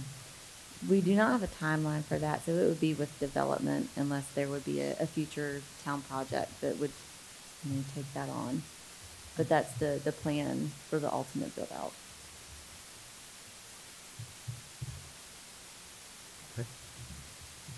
Rachel, can you just address, you mentioned that you looked at feasibility, but as you can, obviously, as the slide's pretty clear, the picture's pretty clear, everything else on Raleigh's front-loaded, and not exiting onto Holly Springs. I mean, the intent of us trying to widen Holly Springs to a 4-lane divided is to make traffic flow a little bit easier, more easily through our town from Sunset Lake and that interchange we just talked about at 540 down to NC 55, the business park, and continuing to build residences along Holly Springs Road. They're going to have feeders right out of Holly Springs Road. Kind of defeats that purpose. It's just going to add a very slow-moving piece of traffic that's going to stop or halt all traffic in that right lane. So I'm just curious as to what prevented us from going front-loaded with these two properties here on Raleigh. So we did discuss this with the NCDOT as well. They were supportive of this driveway off of Holly Springs Road, being that it is 2 single-family homes. The impact is for this thoroughfare not as significant, would not create significant delays. And then, as I mentioned, and the applicant can speak a little more to the intent of the design, but they did go back and forth with several alternatives to try and accommodate the front-loaded driveway off of Raleigh Street. But ultimately, with the future right-of-way and the setbacks needed from that, really limited the buildable area of the site. So to achieve the design of the 2 homes and the 2 lots, the driveway off of Holly Springs was the only option left. Okay. Anything else? I might have more questions after Okay. Okay, so this time I will Planning Board. ask the planning board to come up and share Nick, the you're back. recommendation. Thank you, Rachel. 611. Yes, as you can see, we recommended approval of 611, but there definitely was some issues and some questions that we had. Some of the questions were, is this a good location for 2 single-family homes rather than some of the other options that are out there, such as townhomes or just a single home in that area? We were also told that the colors are matching the existing houses in the area. One concern we had was the screening, whether it be additional shrubs or street trees along Holly Springs Road once that gets widened. So, not to throw some numbers at you, but one concern we had was the size of the property for 2 homes. A lot of the surrounding homes we've approved recently on Earp and some of the other side roads were around 0.14 to 0.19 acres per house, and these lots are 0.08 and 0.09 acres. So we are concerned putting 2 houses on such small pieces of property. There's also concern with the length of the driveway and the frontage on the soon-to-be expanded Holly Springs Road, but as you can see, they gave enough spots for turning around in their driveway. So overall, we felt that they were matching what was being built around them as far as other single-family homes, but there was concern with the size of the lot and the screening from Holly Springs Road. Any questions or comments? We're good? Once again, thank you. Thanks. Rick. At this point in time, you want to talk to the applicant? Yes, no? Yeah. Yeah. Yes? Would the applicant please come forward, introduce yourself, sir, and give us an update from your perspective, and then probably be some questions or comments. Good evening. My name is Mahmoud Suleiman, 500 Mill Hopper Lane in Apex. This is, I think, my second time standing in front of you. The first time when we, because this lot was commercial, and we requested that it be rezoned to residential. Thank you for approving that. And once we start working with the town of Holly Springs for the planning department, we discovered that due to the setbacks and the right-of-way, we cannot do one house, one single-family house. It will not be feasible for that. So the other option was to do it as an infill development, because that it will help us with the setbacks, so we can build two houses as a part of the infill development, or townhouses. The discussion was like, okay, townhouses will not be like in compliance with the Raleigh Street. It will be like, you know, all residential single-family houses. So why put like two townhouses in there? So through the discussion and the recommendation also for the planning department and the town of Holly Springs, that it is for, you know, two single-family houses. And we work with the town all the time to make sure that they comply with the Raleigh Road and Holly Springs houses that are there.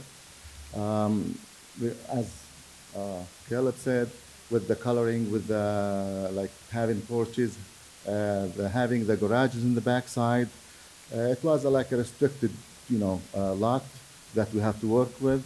It was one driveway. We're working to have like HOA and recordation for an easement, because we have to give the inside house the right way to go out without blocking from the first house.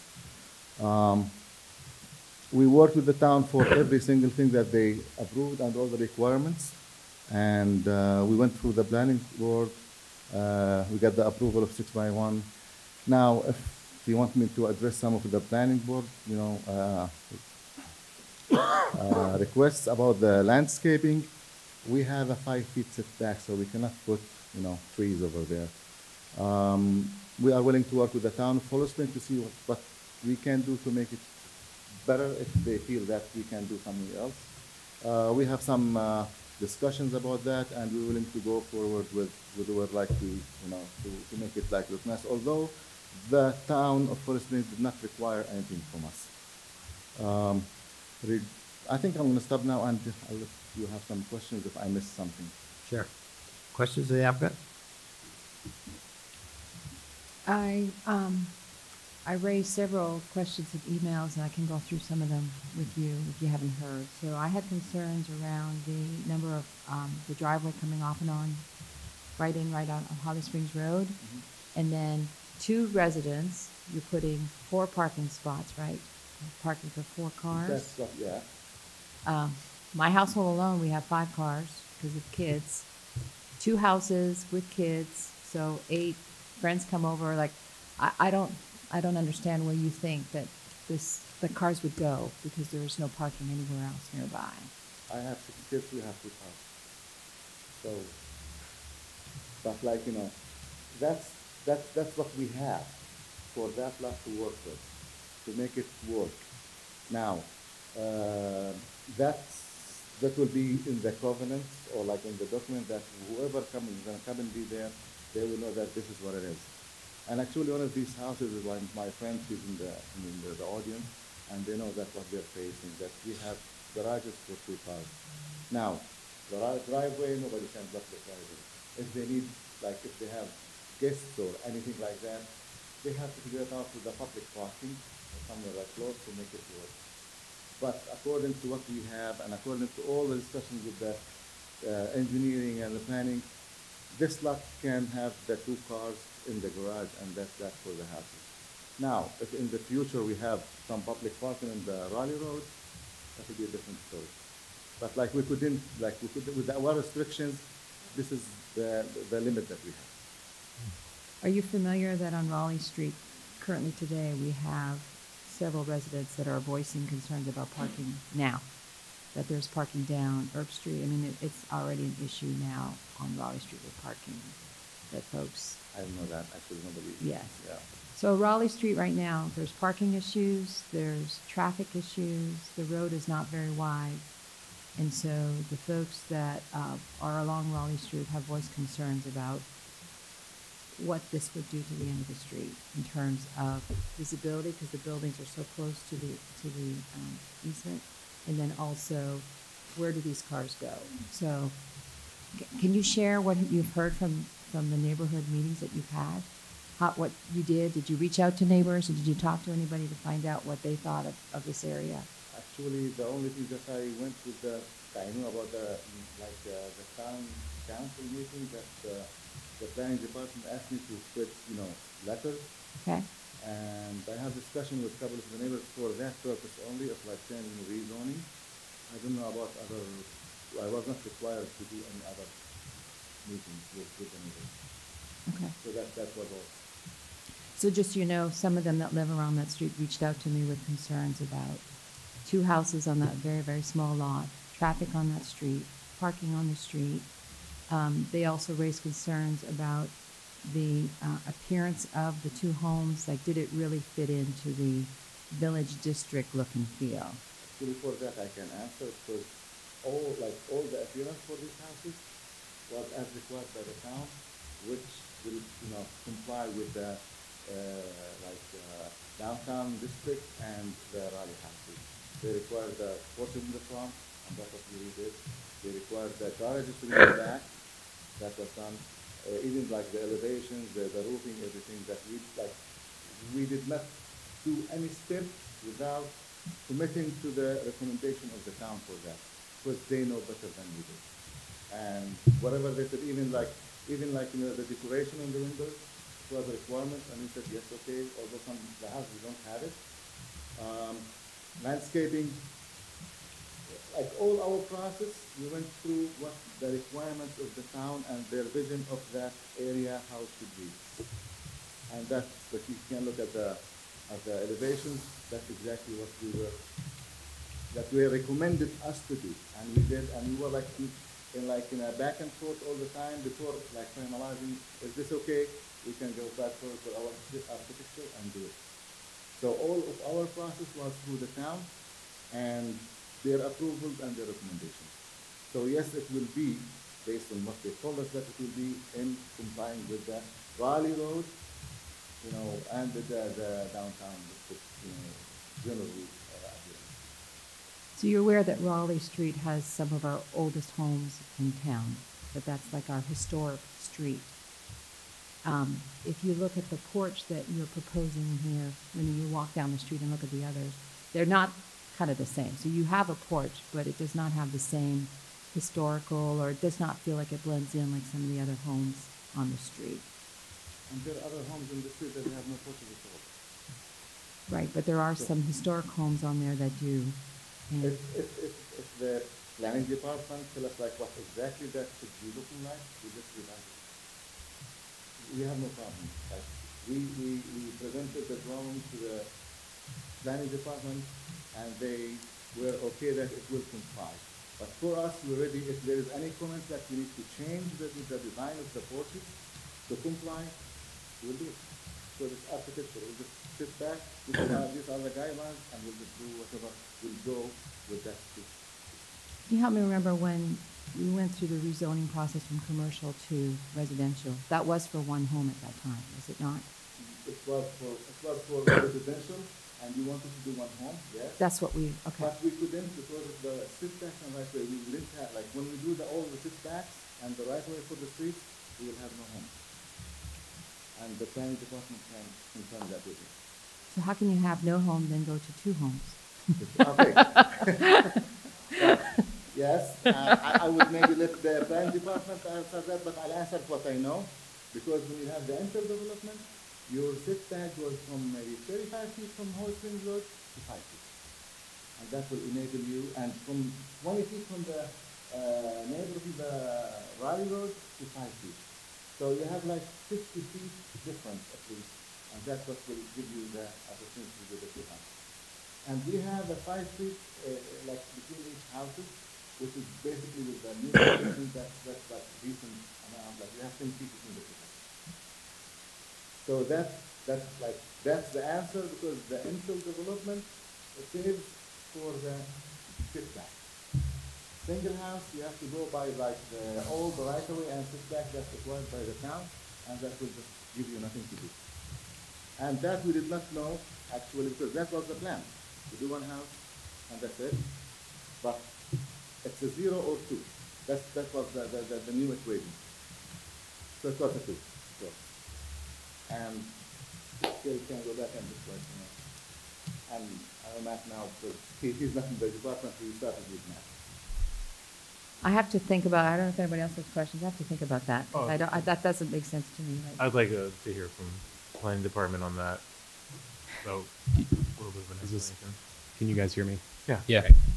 So the infill development options does not require,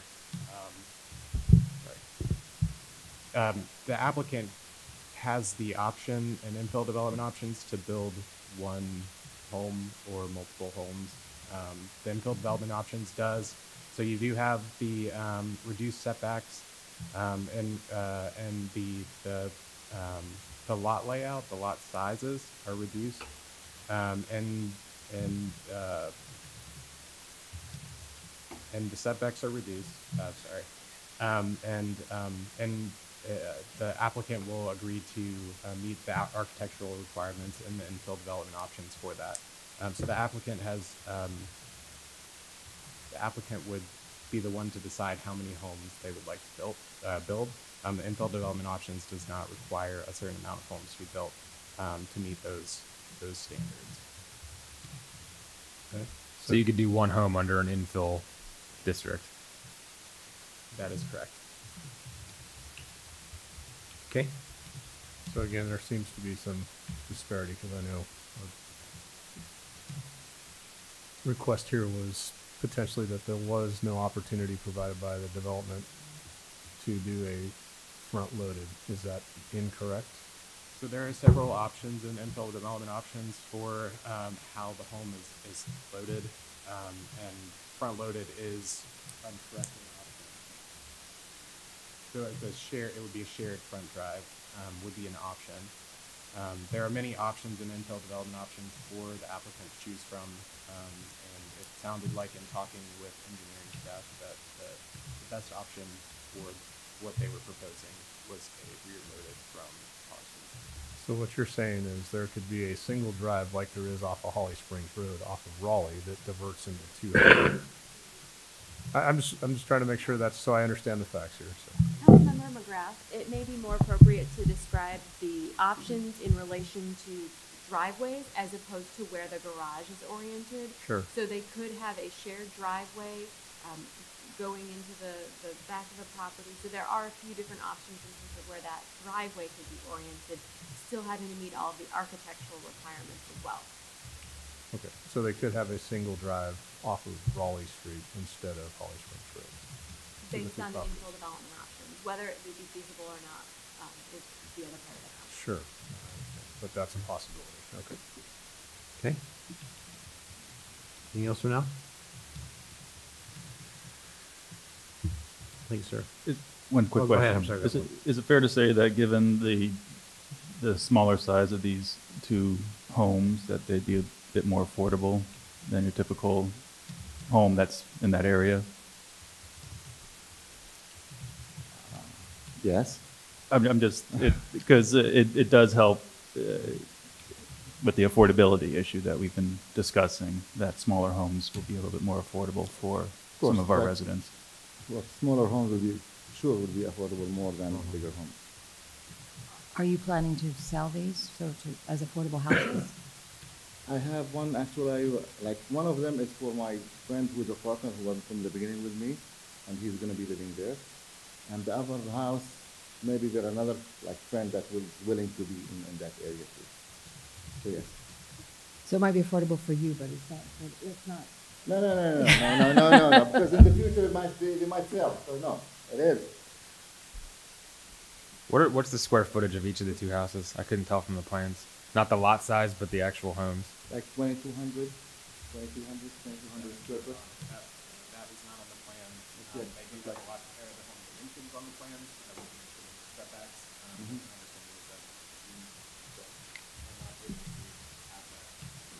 It's going to be around the 2,000 square foot. You know? Okay. Under 2,000. Around. No, no, Around. Around Two- 2,000. Yeah, it depends how like we That's go the with, question. with the town, with that. Okay. So 4,000 square feet of living space in that little lot. So, and tell me again, you did not talk to the neighbors after we rezoned? You did not go out and talk to the folks that would be your neighbors? Because your driveway's going right up to the property line. Do the folks on the other side of that know that? Actually, like I was not requested, I was visiting the land and I was talking to my neighbor, but like at that time, when we started this, we didn't know what is required for like, I have no idea at that time that we cannot have one house, we have to go for the infill development, and that the best for that to be 2 houses. So I was talking to my neighbors at the beginning when we had the rezoning. But after that, I was not asked for another meeting or any conditions that I have to go back and say like, you know, what we're doing. And I was like swamped with the town. It had been like a year with what requirements we have to do and going back and forth.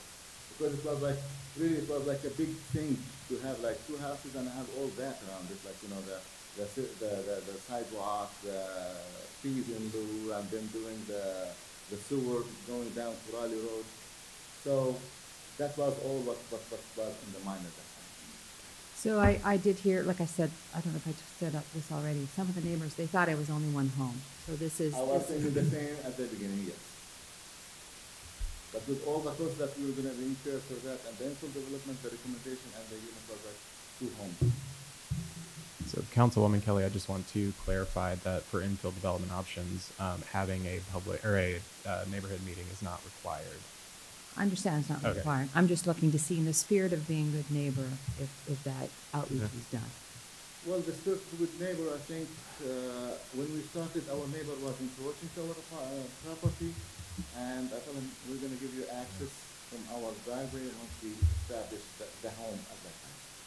And we were like, whenever I visit, we just try to talk and like just discuss that as being a good neighbor. But otherwise, like, I didn't have any idea of like, I have to do any, you know, meetings the neighbors as a requirement.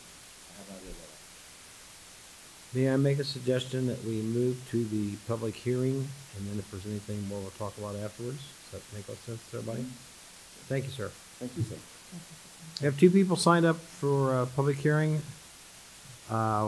One I know quite well, Eamon Atwater. It's been a while since I've seen you. Come on down.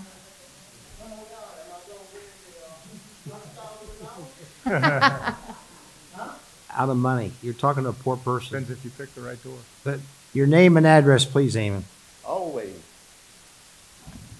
Fix it where you can hear me. I'm Eamon Atwater. I live at 412 Hollow Springs Road.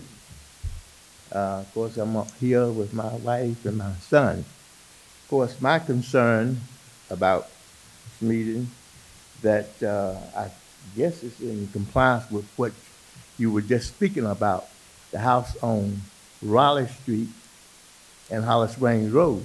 Now, how are you going to widen Hollow Springs Road and put 2 single dwellings on that corner? I mean, you know what I'm saying?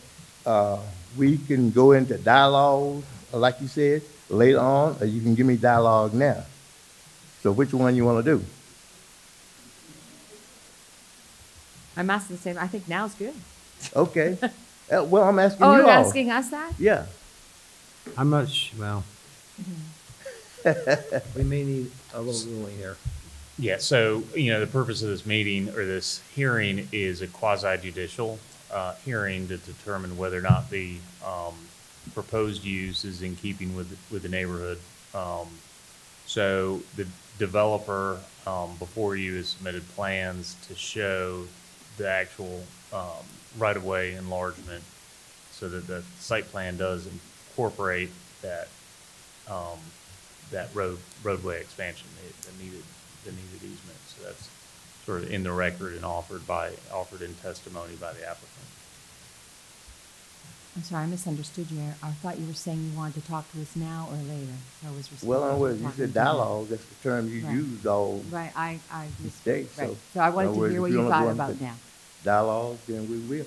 But in other words, my saying is that, of course, I live adjacent to the street, which is Collins in Johnston. And the way you're talking about, you could build 100 houses on the property that I have now. So in other words, my proposal is not to let him build it. Okay. That's all. That's clear. In other words, not listening, we don't go into some dialogue. I can talk to you after. Okay, thank you. Thank you, Eamon. Thank you. Richard Brown.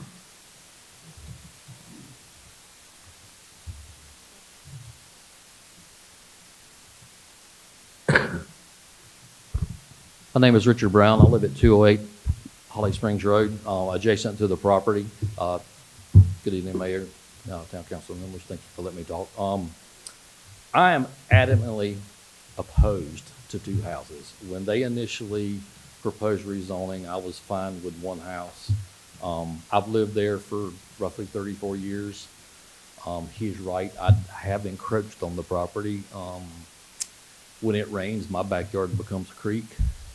And so I did have some crushed gravel brought in to take care of a bloody just a muddy mess up there, which obviously I can move if need be.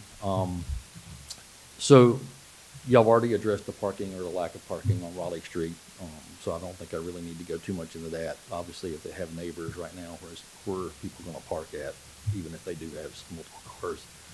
The other issue I have is if you look at the back of the houses, the shared driveway, it's complete. You're taking a quarter-acre lot that's permeable and essentially covering virtually the entire lot and making it impermeable.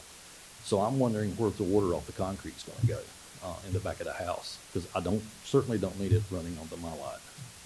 I've got enough of a water problem back there now where I won't go into it, but various things have happened as it's got developed around there where the water just don't go anywhere. So okay. I'm opposed. One house, I'm good with, not two. Thanks, sir. At this point in time, we're going to close the public hearing and we'll go to further discussion. May I ask, planning, I heard, I think from you guys, that the driveway opening onto Holly Springs Road was preferred to opening onto Raleigh Street. Was that from you or the applicant that I heard that? Engineering. Actually the opposite. So the driveway on Raleigh Street was preferred. So from the beginning discussions, that's what the town was working toward with the applicant. So then as the applicant mentioned, we started looking at the single family home. And what that meant was with the right-of-way dedication and then the 50-foot thoroughfare buffer and the other buffers required by the Planning and Zoning Department, it became unbuildable. So we sat down with the applicant, Planning and Zoning Engineering, to discuss the options. So the infill development option was a possibility for one or two homes. So they went down that route, and looking at the design and the site layout, the driveway or the shared driveway from Raleigh Street was not feasible with the minimal buffers between the homes and the side buffers. So we had to kind of shift the script and look at what are the alternatives, and could that be supported by DOT and by the town? Would a residential driveway off Holly Springs Road, what kind of impact does that, does that have, and how can we move forward with this, or do we need to press pause and look at different options? So the Holly Springs Road driveway is not our preferred option, but it is allowable and it does meet our standards. So that's where we landed. So what I'm hearing is that potentially a single family home with the infill development option with a driveway onto Raleigh Street would be feasible?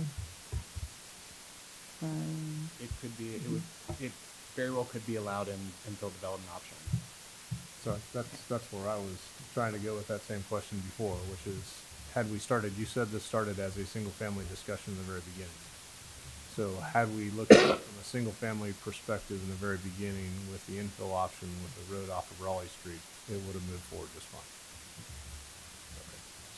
Some historic, like some village characteristics. Yeah, well, that's a different discussion, but yeah, I mean, we see waivers and variances a lot for a lot of different things, setbacks being one of them. So in the existing, if you don't look at the infill options, was that one of the considerations that staff looked at? Whether waiver on setbacks from these roads with the encumbrance of the right of way? I would let planning and zoning speak to what the options are for that. Sure. So if this development did come through, a variance could be requested, depending on the circumstances in terms of what the applicant was coming forward with, if that would require a variance from the town council or from the Board of Adjustment. Variances do require, it is another unknown for the applicant in understanding whether or not that would be acceptable. So that can always be an option. However, in this case, I think there were a number of constraints on the property where the development options may appear to be a good choice, and allowing the architectural controls as well. So there's a basket of options to choose from, and it's up to the applicant to decide what works best for them and their goals with their proposal, as well as the staff describing the different options that are available. In general, variances, they are also a risk, just like coming before you with a development option. So neither would be maybe better or worse. They're just different choices. Yep, thanks. Could someone speak to the last person who spoke, Mr. Brown? Is that right? About the water issues in that space, and if we're building over most of the space, where's that water going to go if there's a known water issue now?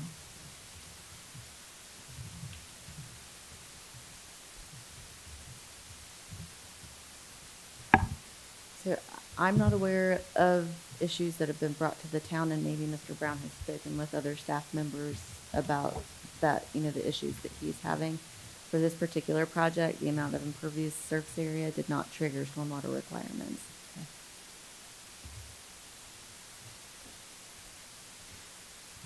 Are we ready to make a decision? We need more discussion. Yes or no type thing. Staff's good. A quick question, probably more for planning than engineering nature. So for the other adjacent homes, those are relatively new homes, right, on Raleigh Street?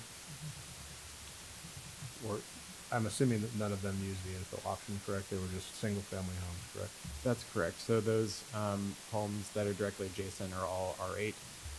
So the same zoning as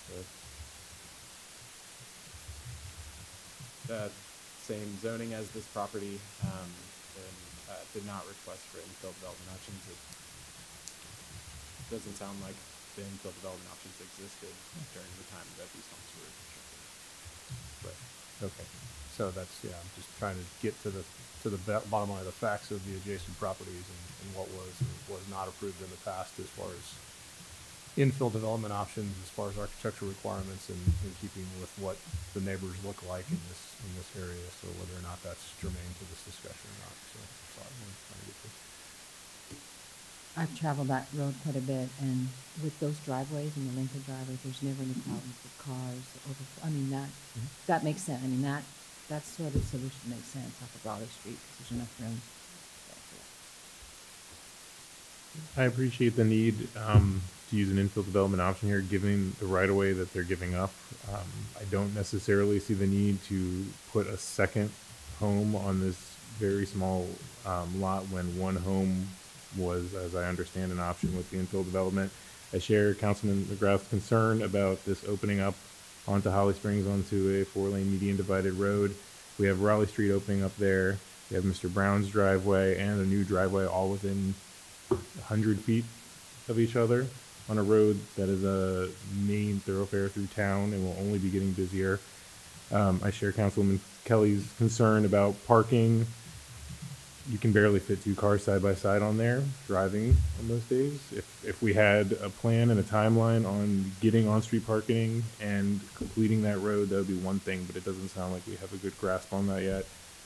And Councilman Billitz's point about the affordability of it, I see some utility there, and creating these homes, I just don't know if 2 single families of this size on that lot are the best way to achieve it.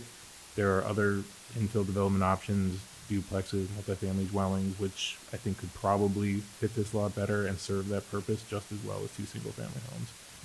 So that's how I feel about it. Let me ask a question to Counselor. From what you're hearing, what are the options available to the board at this point? You need to make a finding of fact of some sort that is one way or the other, either in that the, you know, A, B, C, D, and E, that the proposed, the use of the area properties will not be adversely affected, either make a finding of fact for that conclusion or against it. The applicant has proposed findings of fact to get you to vote in the affirmative, but you may have heard enough testimony, live testimony here from adjacent property owners that leads you to make a finding conversely.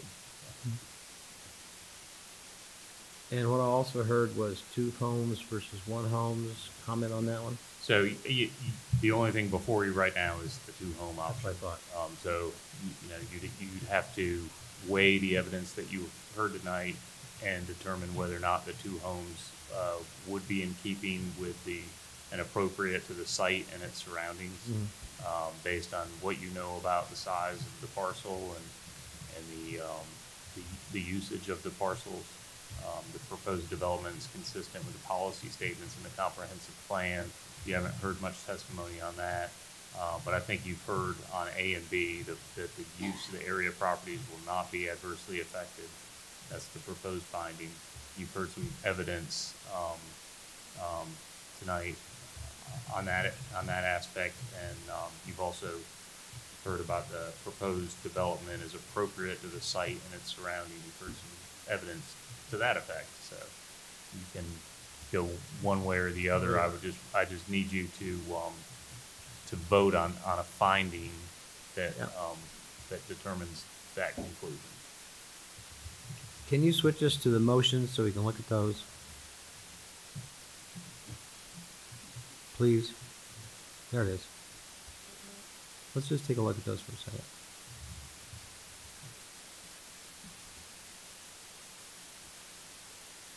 So this suggested motion number 1 deals with the applicant's proposed findings, and if the council is of the mind to find a different way, you would just find as a fact that the proposed area will be adversely affected by the proposed use. Proposed development is not appropriate to the site and its surroundings based on the fact that it empties into Holly Springs Road. You know, whatever finding you'd like to find. The parking is not adequate for the site, and that there may be adverse stormwater impacts based on the testimony of the adjacent property owner. So what's the feeling of the board at this point? Comments? Sounds like there's consensus to find some alternate facts, I think, is what I'm hearing. And I just want to restate, I mean, I just want to make sure that from a factual perspective here, since we're talking about all the facts here, that were this to have been offered to the developer originally as a single-family infill option, there would have been an opportunity to develop that property as such with an entrance off of Raleigh Street. Is that an accurate statement? That is correct. Okay. Yep. I'd be willing to make a motion to find as a fact that the proposed development is not appropriate to the site and surroundings, given the road, the driveway access to Holly Springs Road, which will become a 4-lane median divided road, requiring a roundabout sort of circumvention pattern of traffic for the applicant to access the 2 properties. Additionally, I don't think a subdivision of the property into 2 lots under the same finding, I don't think is appropriate to the surroundings, given every other property on the street is a single family home on 1 lot. I don't think that's adequate to the surrounding as submitted. The other fact I'd be willing to submit is related to number one, the use of area properties will not be adverse affected based on the testimony received tonight from adjacent property owners. I would find as a fact that the increased impervious surface from 2 homes would be detrimental to an adjacent property owner. Would it be appropriate to add to the I'm listening. the Go. route they're saying to suggest if you wanted to come in and come around and go all the way over here? I don't know if that's realistic in terms of what people would actually do. Is that appropriate to add that as a fact? Yes, I did hear that in Mr. Berry's recitation of the facts, the circuitous nature of, because of the right in, right out nature of the property would create actually more traffic than necessary. I think that's. Sorry, I didn't. I think that's an appropriate fact. Counselor, from what you hear, can you consolidate this down to something that maybe Linda can take notes on as a? I know it's already done it. I Think so? Just need a second. I made those facts in the form of a motion, Second. correct? Okay, all right. Second. Motion made, second, all in favor? Aye. Opposed? Motion passed unanimously. Based on those findings that were made, I would make the motion to deny the infill development option, development plan 19D001. Second. Motion made, second, all in favor? Aye. Opposed? Motion passed unanimously. Okay, I think we got it. All set? Thank you.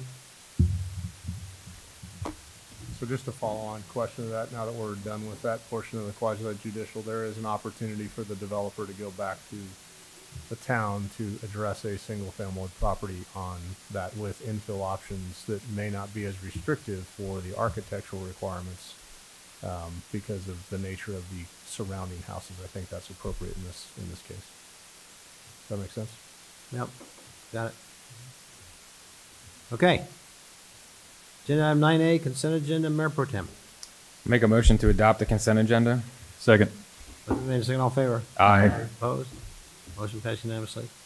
Agenda item 10A, new business, Southwake landfill, malodor resolution, town manager Randy Harrington. Thank you very much, Mayor. Council, last week at your public workshop, you had an opportunity to discuss the Southwake landfill and concerns around malodor issues. At that time last week, you discussed primarily 2 core areas. One was around an option to possibly send to the Board of County Commissioners a resolution that would outline your concerns, your interests, and any desires that you had related to any actions from your perspective that you would like the county and or their operator there to undertake.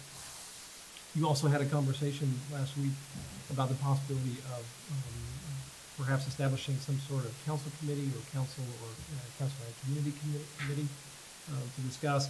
And so you discussed those 2 items, and the direction from the last meeting was to come back with you with one particular item around the resolution. You have that attached in your packet for your consideration, and happy to discuss that resolution. And at the appropriate time, if the council wishes to move forward on it, we suggest that you do that resolution for the benefit of the community and the public. Comments? I did not have a chance to review what you sent later today in terms of the resolution to see the extra wording that you put in. So the piece that I sent out this afternoon was just related to the feedback I had received on the committee, potential committee input. But the resolution is in was part of your packet. Oh. It's here. Yeah, I got it. So that included the extra word. I'm sorry. When I read it, okay. Resolution 20-04, correct? Correct. And just for clarification for Councilwoman Kelly, there's no, in the resolution right now, there's no mention of any particular committees. The resolution, it's silent on that particular piece, but it does outline a couple other. Right. It wasn't about the committee. It was around the, some of the wording that you had, the county manager's letter. It was the sixth whereas was added to the draft resolution, which would include the $5 million infrastructure investment to effectively eliminate any occasional wastewater odors. I think that was the one we had mentioned at the workshop, which was added to the resolution in the packet. So then I'm good with that. All right. You good? Mr. Mayor, Sure. Council, there's one other information I'll add just for additional context. Yesterday, I was notified by the county manager's office that the county manager is recommending a different date for the conversation that the county is going to have related to the Southwake landfill. Earlier, I had mentioned to you that the county was going to At their March 16th, they have a particular committee that would be reviewing this item, and instead, they're going to have a conversation with the entire Board of County Commissioners at their broader monthly workshop, and that's going to be on March 9th at 2 p.m. Work session, that is all county commissioners. So I think that's a great step and a great opportunity for the county manager and his staff to outline those issues a little bit sooner, as well as ahead of any work that the committee might do for the Board of County Commissioners. Okay? We good? I'll make the motion. So, just to clarify with the group, because we talked about this, so the resolution, the intent is to make sure that our residents know that we are communicating with county, it's a county issue, but we're trying to facilitate conversations and information to them for them to look at solutions. And that is the intent of this resolution. And we can do this in a way that the county commissioners know that we're trying to work in tandem as much as we can to assist them to help our community become better and address it. So we're not trying to do anything else than implement right. On this part. For the county and not trying to beat them up or anything.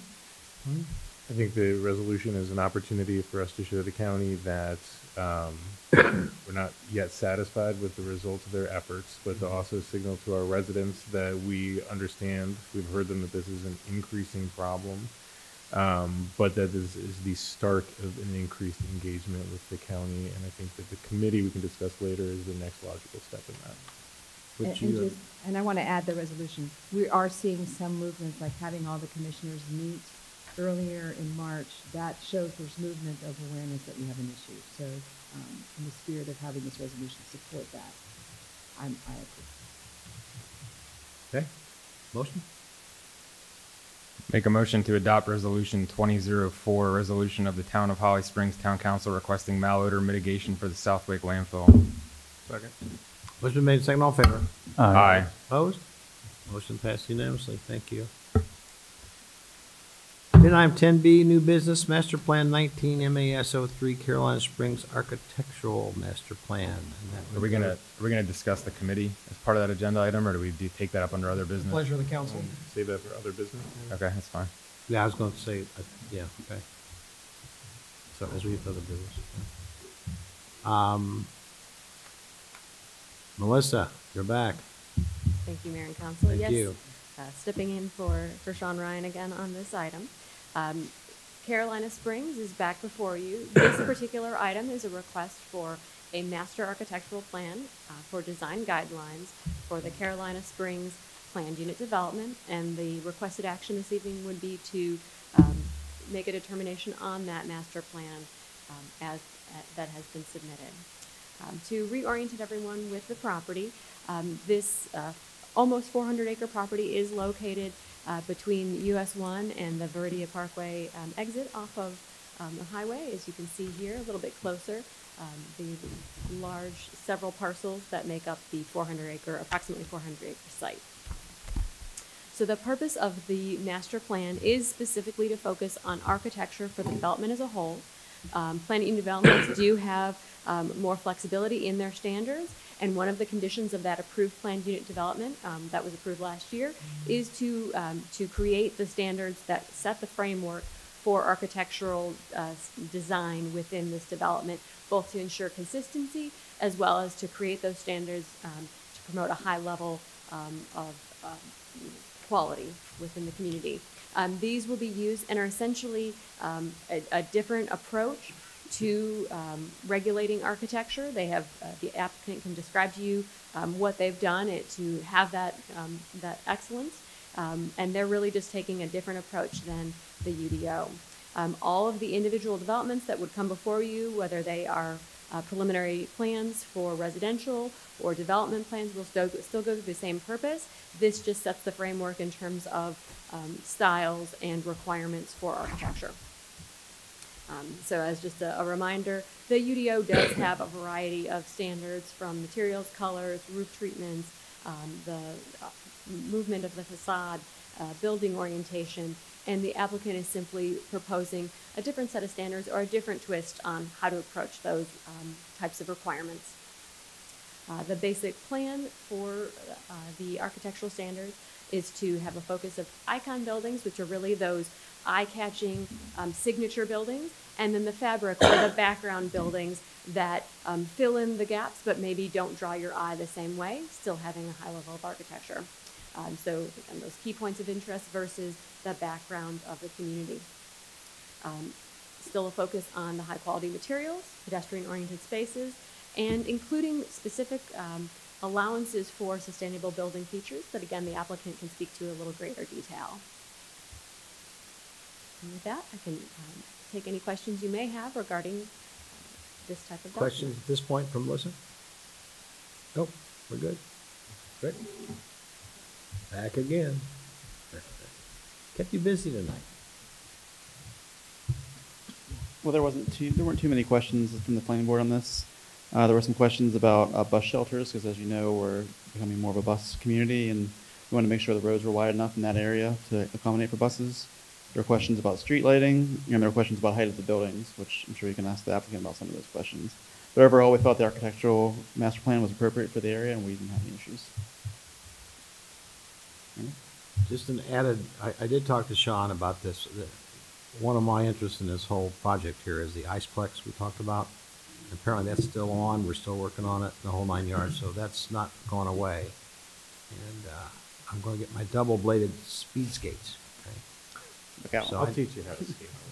Will you do that for me? got you, yeah. Will you hold my hand? Thank you. I'll get you the bucket. So, nice to have friends.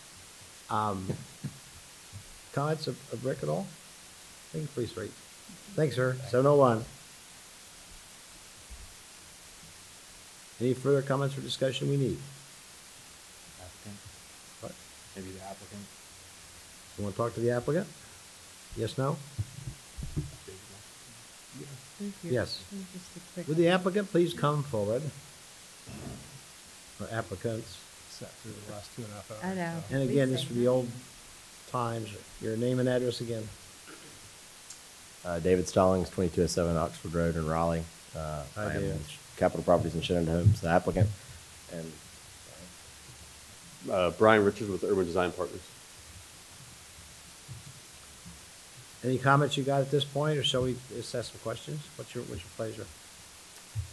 Anything to bring us up to date on? Questions? I mean, we can run through what we did. I mean, I think generally kind of an overbrush is we're following, in general, the development options design standards in the UDO. And probably the key change is we're either meeting or exceeding that. And the opportunity where we're trying to exceed that is particularly with the icon buildings, where we're allowing for a little more flexibility in design. I think we're not trying to recreate downtown Holly Springs, for example. We're trying to create something really unique and allow for really more of a pedestrian-oriented environment with features for accessing entryways, high-quality materials. The things like we're not allowing for vinyl or plastic to be a predominant building on a material on a building, things like that. Kind of probably one of the big things is we really revisited the design principles that were in the PUD, and it's kind of the real intent for this. And really trying to carry that through things like connecting with nature, art, open space, public space. And so we're proposing some requirements for art, for like the icon buildings, things like that. We're not really defining those. We don't want to define those, but there will be some elements of public art integrated into the project. To follow up on the bus shelter comment, I think the general comment was we all intend for there to be buses at some point here. It's too early to go down that road right now, figure out what that would be, whatever, but the capability will be there, and we all support that. Yeah. And the Iceplex is progressing. Double-bladed skates. Don't forget, Dave. We've actually identified the sections that they're going to be taking with Have you? 15 acres or a little bit less, depending on parking. How much again? 15 acres. 15? Yes, sir. And we're trying to, they're just now getting their design with those so that we know how it's going to face the road for running, and that's going to help dictate with our site plan as far as where the courtyard's going to be, where the business space is going to be, Yep. where the large jumbotron is going to be. So this right here just gives us our architectural standards, which basically meets the high level of what we would expect to see, what Right. materials we expect to see. We discussed the bus shelters. Obviously, I think there are a lot of things that need to be defined by staff and you guys choose how the buses are going to be integrated in the community. Yep. We 100% decided that this is obviously going to be, if you guys choose to do it, that it's with a bus stop location. And we want to sustain that whatever way we need to. And this is just one more step, right? We got sign packages that are becoming cool, not the sign packages. Right. With site plan, so this is a small step, but we're making good progress. I think one of the big things to touch on with the Iceplex or those potentially icon dorms that could be there is really, if it doesn't happen overnight, really focusing on how you integrate a building of that scale, still make it a walkable community and not have these one facades. So that's really a focus of what the design guidelines are and also what's going forward design. So. Yep, super. Can you describe how the design guidelines and plan support sustainability? We are, one of the sections in the design guidelines is encouraging sustainable features such as green roofs, rain capture, water harvesting, solar. We're not pointing out the Iceplex, but larger buildings like that are being encouraged to take advantage of that space to do something like solar, and that has been discussed at this time. So we are encouraging that, and also the integration with of nature and open space and making it walkable. I mean, to me, that's probably going to be even a greater impact. But those things are encouraged, and they are specifically identified in the design guidelines. Good. Anything else? I think you've done a great job looking at character elements and looking at things that are important to the things that you've talked about with our next plan. So it's a good mixture of kind of new look, but old look, but sustainable. I mean, it seems like a up and vibrant community. You call this a work in progress, right? A lot of work in We'll progress. be back. Yeah, I know you will. When you say encourage sustainable features, what do you mean by that? That's something we're grappling with. No, and I understand that, and I use that very carefully, but everyone on the team is committed to that. But the reality is right now it's, the Holly Springs Park necessarily doesn't make it as easy to do. We think this is a place it's going to be able to do it, because there's money involved in that.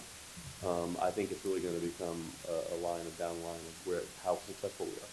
Yeah, and I would just say, like, through our HUD and some of the open space, the park areas that we've put in place, the walkability for the community, the common areas, that's kind of where we're trying to focus that sustainability, what we can do as a developer. I think that as the process goes on, I mean, we talk about Iceplex, it absolutely lends itself to that opportunity. They're going to be a huge power need, right? It also has a very big roof that can be used for solar panels, which also comes with a currently 30% tax credit. And that is currently one of their tenants, is they want to do that.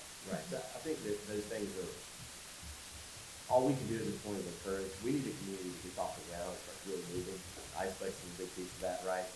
I had Holiday Inn actually in town last week. We were looking at the site. They're very encouraged. We're building another Holiday Inn in Knightdale. It went in for approval this week. So that's going to be something that, we're talking about. So getting this thing to the point where I get some wheels, I mean, I need to build a snowball effect. And when I can get there, the thing becomes more successful. I think we have opportunities to be able to point to sustainability and point out opportunities where we can help the environment more. But I also don't want to throw in the brakes on something before we really get it. Yeah, I mean, you're talking about solar panels and ice hockey, so you're right in my wheelhouse. Well, I mean, Pushing all my buttons. I think that truly is an option in the future. I mean, we've got a piece of property, my company does, in Johnson County that we're actually putting in for bid right now in the MARC program for a 7 megawatt, 40 acre solar farm. So it's something we're definitely focusing on in other areas, and I'll see why we can look at it. And not germane to what we're talking about, but also extending that encouragement into the residential sections of the development as well. Like as you said, it can be difficult, and we got to get the ball rolling. But having that many homes encouraged to use renewable sources would be great as well. So. Yeah, I agree with you. It's a harder sell sometimes, right? I mean, the place like the Iceplex has such a roof.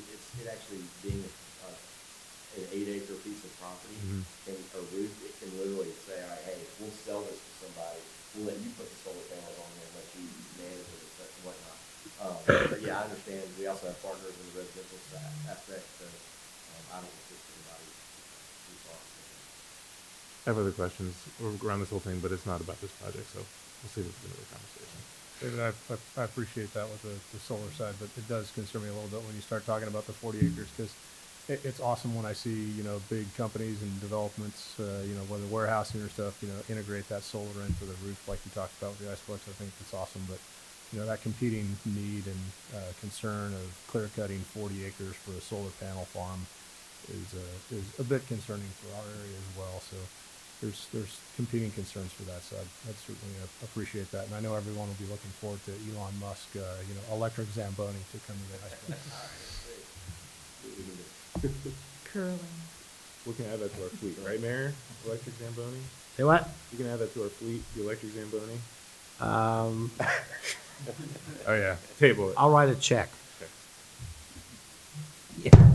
As a matter of fact, that would be kind of fun. I've done that before, but it wasn't. I used to drive one growing up. You did? Oh, yeah.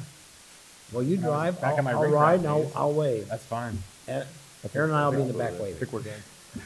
There's a All right, lot we've got of, that resolved now. Got a motion? I think so. Yep. That was quick. There you go. Motion to approve master plan 19 MAS 03 for Carolina Springs as submitted by Lennar, dated revised January 23rd, 2020. Second. Motion made, second, all in favor? Aye. Opposed? Motion passes unanimously. Thank you, gentlemen. Appreciate it. Lots of excitement around this. Zamboni. Good going, Aaron.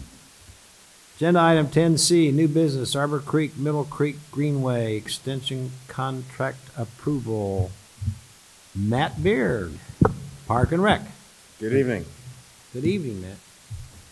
Matt Beard, Parks and Recreation. So as you stated, the purpose of this agenda item is to discuss the Arbor Creek Greenway extension and the proposed contract being awarded to SEPI in the amount of $442,200 for professional design services for the development of the Arbor Creek Greenway extension, with an additional $110,000 in contingency.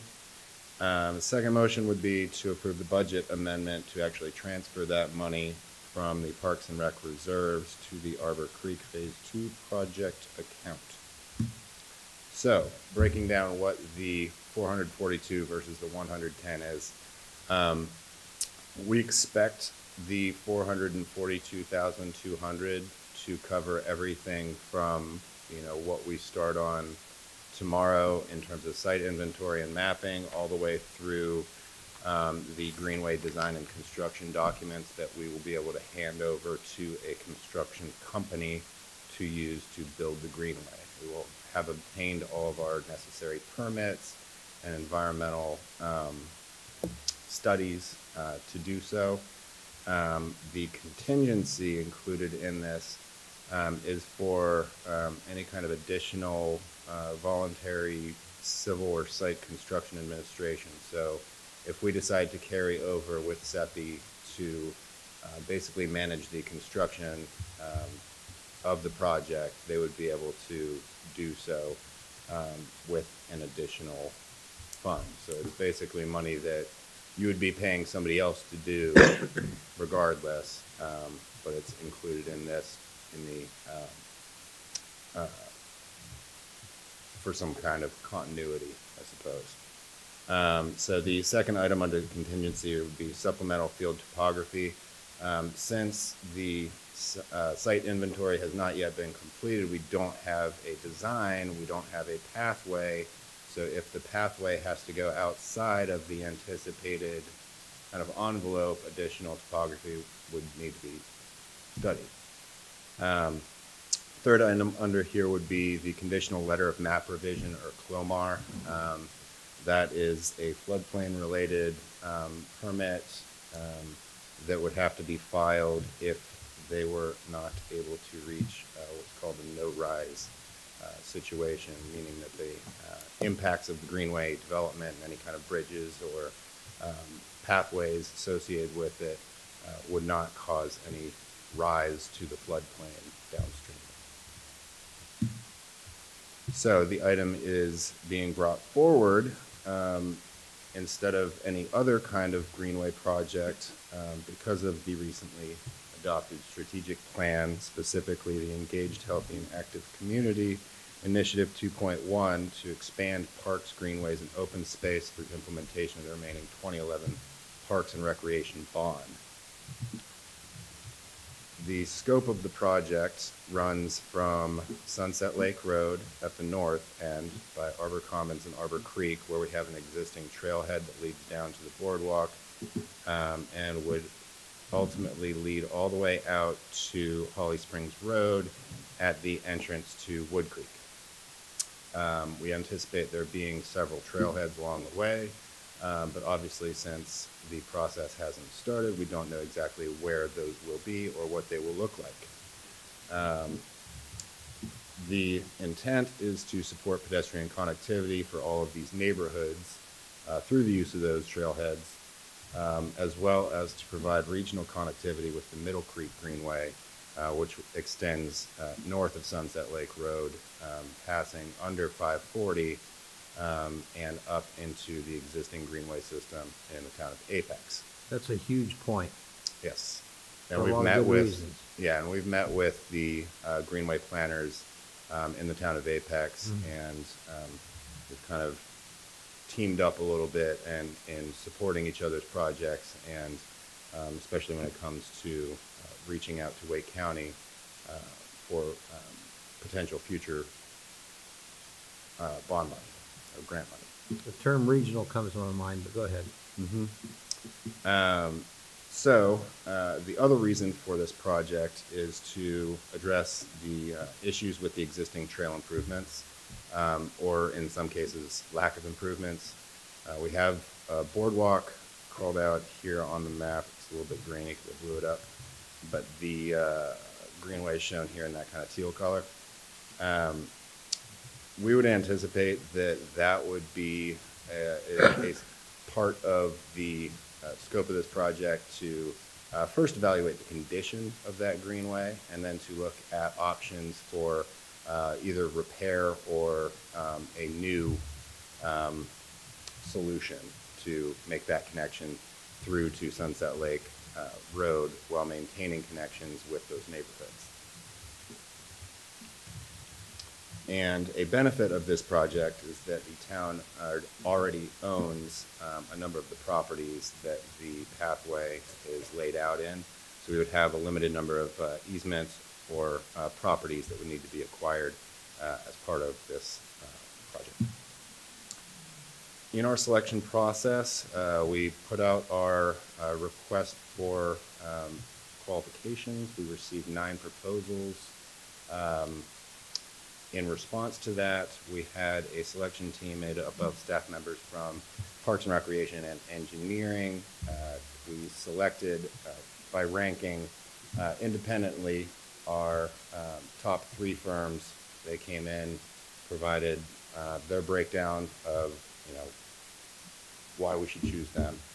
And we evaluated them based on their relative experience in greenway planning and design, a strong greenway analysis skill set, a value community engagement, and the future of financial and revenue strategies, primarily how we anticipate being able to fund the project based on studies and documents produced during this project. The CEPI team will be working with sub-consultants S&ME and Stewart. Jeff Westmoreland is going to be our project manager, and he is right here. He was sitting behind me the whole time. I didn't know. So some next steps, once we move forward with the contract, if approved, the design and permitting the greenway will be completed by the town and CEPI under this contract within the next 12 months, so by February 2021. That will be done using funding from the Parks and Recreation reserves. Once that design and permitting is complete, the project would be put out to bid in early spring 2021. And everything that we've heard from the firms that we had interviewed is that the bid climate for projects like this is healthy. We should expect to have a number of bids, especially for a project this size. I mean, we're looking at 2 miles of greenway. It's not an insignificant amount. So this is something that a construction company would be happy to hang their hat on. We're looking at construction in the summer of 2021 and anticipated funding from the 2011 Parks and Recreation Bond, as I stated earlier, plus any kind of Wake County match that we can work towards. At this time, a motion. Questions or comments? Just one question on the funding. In some other expenses we've had recently related to the 2011 Parks bonds, we've considered the ability to repay ourselves from the bond proceeds.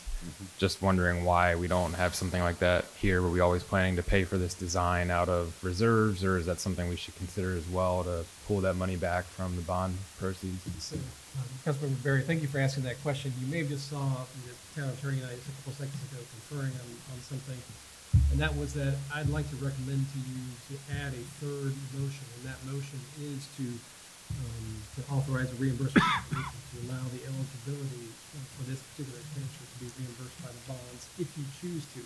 So that's one of the important things. You recall that in our last couple of workshops related to these projects, we have noted that we have 8 million of Parks and Rec bonds that are available, and we plan to augment that with Parks and Rec reserves. So probably somewhere in the neighborhood of 12 to 13 million total that could go for these projects.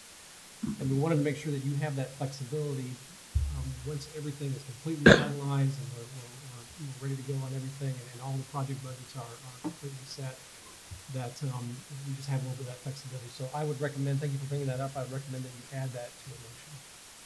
I'm happy to articulate it when you're ready for that. Okay. Other questions or comments? I did have a question, since we're connecting to the Apex Greenway. Are our guidelines on, I mean, this is daytime greenway, right? It's not at night. Are they complementary, that if somebody's running around on the Apex, if it gets to Holly Springs, we have the same rules, the same availability, the same time frames? Are they complementary? The Apex Middle Creek Greenway plan is a little bit further along. They've already got their kind of construction documents completed, and so they're likely going to be working ahead of us. However, they also have to contend with getting by 540. Okay. So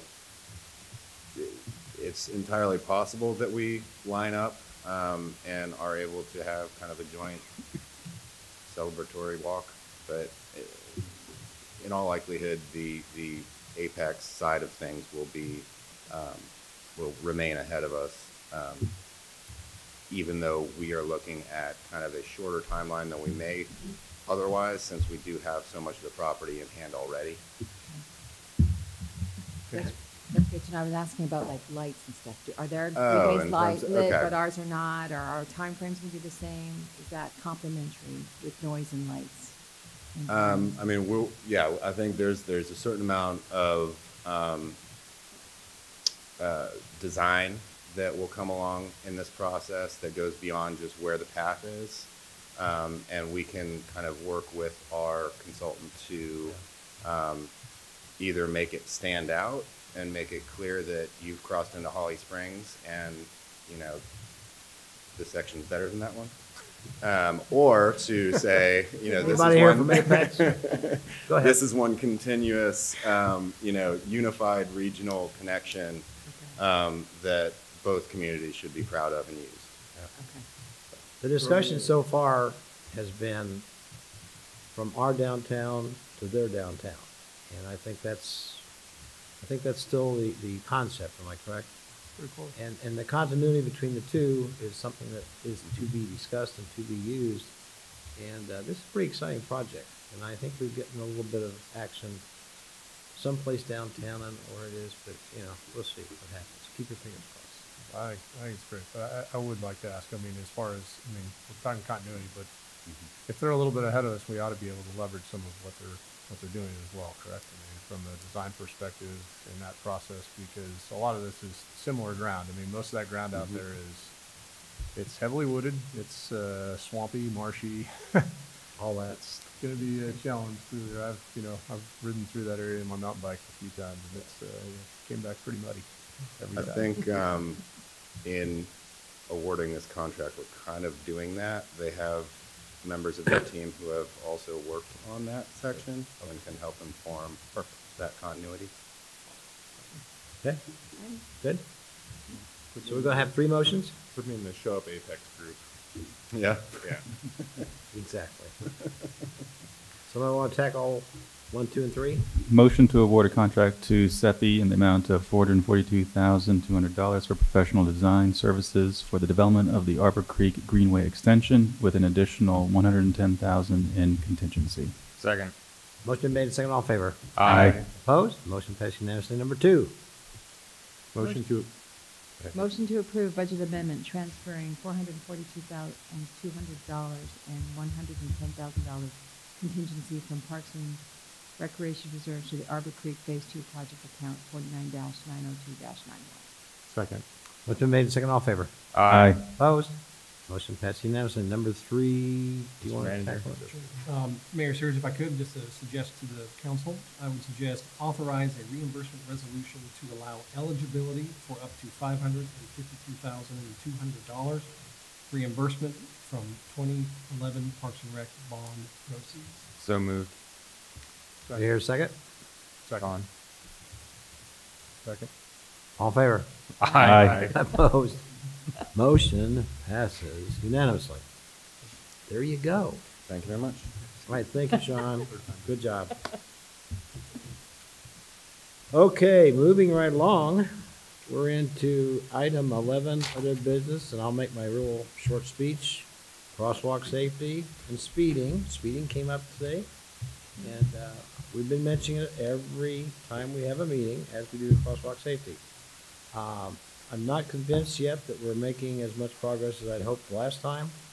I tried to cross the street down by Sir Walter Raleigh. There's no little punch light there, you know what I'm saying? It took 5 cars for me to get across. 4 cars went about 100 miles an hour by me, and I was in the street. And 1 car stopped, and I said, thank you very much, and I gave him a speech. So we're not quite there yet. But crosswalk safety and speeding kind of go hand in hand here. So that's my speech. I'm done. Next. We need to get you a bright yellow shirt that says mayor on it. So when you're crossing the street. No. If I did that, then I know they wouldn't. Second. Then I'd be a target, Eric. Who else? Mayor, I was gonna say, I'm so glad you brought up that area. It is, I have tried to cross at that Sir Walter intersection, and I do recall when we met with the churches in the area, that Yep. we said we could park in the parking lot and walk to the churches. I don't know how they can do that safely, because I've tried at nighttime and daytime and weekends, and I've seen 20 cars before I can even cross. So it's pretty problematic. There isn't really a way to stop there at all. And then on the other side, where there is a crosswalk where you hit the button where I'm allowed to walk, I almost got hit there the other day. I had to jump out, but the car turning left came out, and that's happened twice now, It even happens. with the line. So there's, and I had shared that with Randy, that was at dusk with rain, but something has to happen. I mean, I don't know if people are seeing it, but there's something where it's just really dangerous to be on that main street in several areas.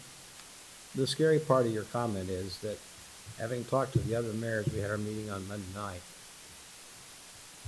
they have worse case scenarios than we do, and we're not really happy with what we have. It's kind of like a disease that speeding is like. And other, we're ahead of our competitors here in Wake County by a long shot. Thank you very much. But it's not resolved. Yeah, I don't know whether putting a push button down there is a good thing or not, but whatever it is, we're just not quite there yet. And I agree with you totally. I would just also add the crosswalk up by Pimento Team Room is next to impossible. I mean, there is a crosswalk there, but I don't think cars know or treat it as a crosswalk. And I've seen people stuck in the middle and nobody stopping. The lights have, they're not seeing the light. I don't know what it is. There's something not quite. The You need lights seem to be flags helping. everywhere. Would there be a utility in police department placing their portable radar that reports speed near these crosswalks for a couple weeks? since they're relatively new, people are going that fast, 25 mile per hour zone. We got them on Holly Springs Road, but, yeah. Mayor and Council, can I, do you mind if I interject just for a Of second? The crosswalk safety is an item that, as part of the budget process, we are going for some reviews of, are there opportunities to add some more RFBs around the town? So that is something that staff is looking at, and I would, fully expect to bring that forward, as part of the budget process. Appreciate it. What else from the board?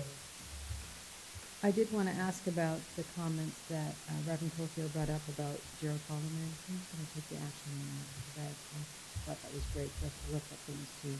I'm going to try, if you don't mind, I'm going to take charge of that a little bit. And just to amplify that a little bit, Gerald, for the last 3 or 4 or 5 years, has called a lot, and I called him. And we go back a long ways, obviously, before I was mayor, obviously. Without getting too personal, I can see a decline on the phone.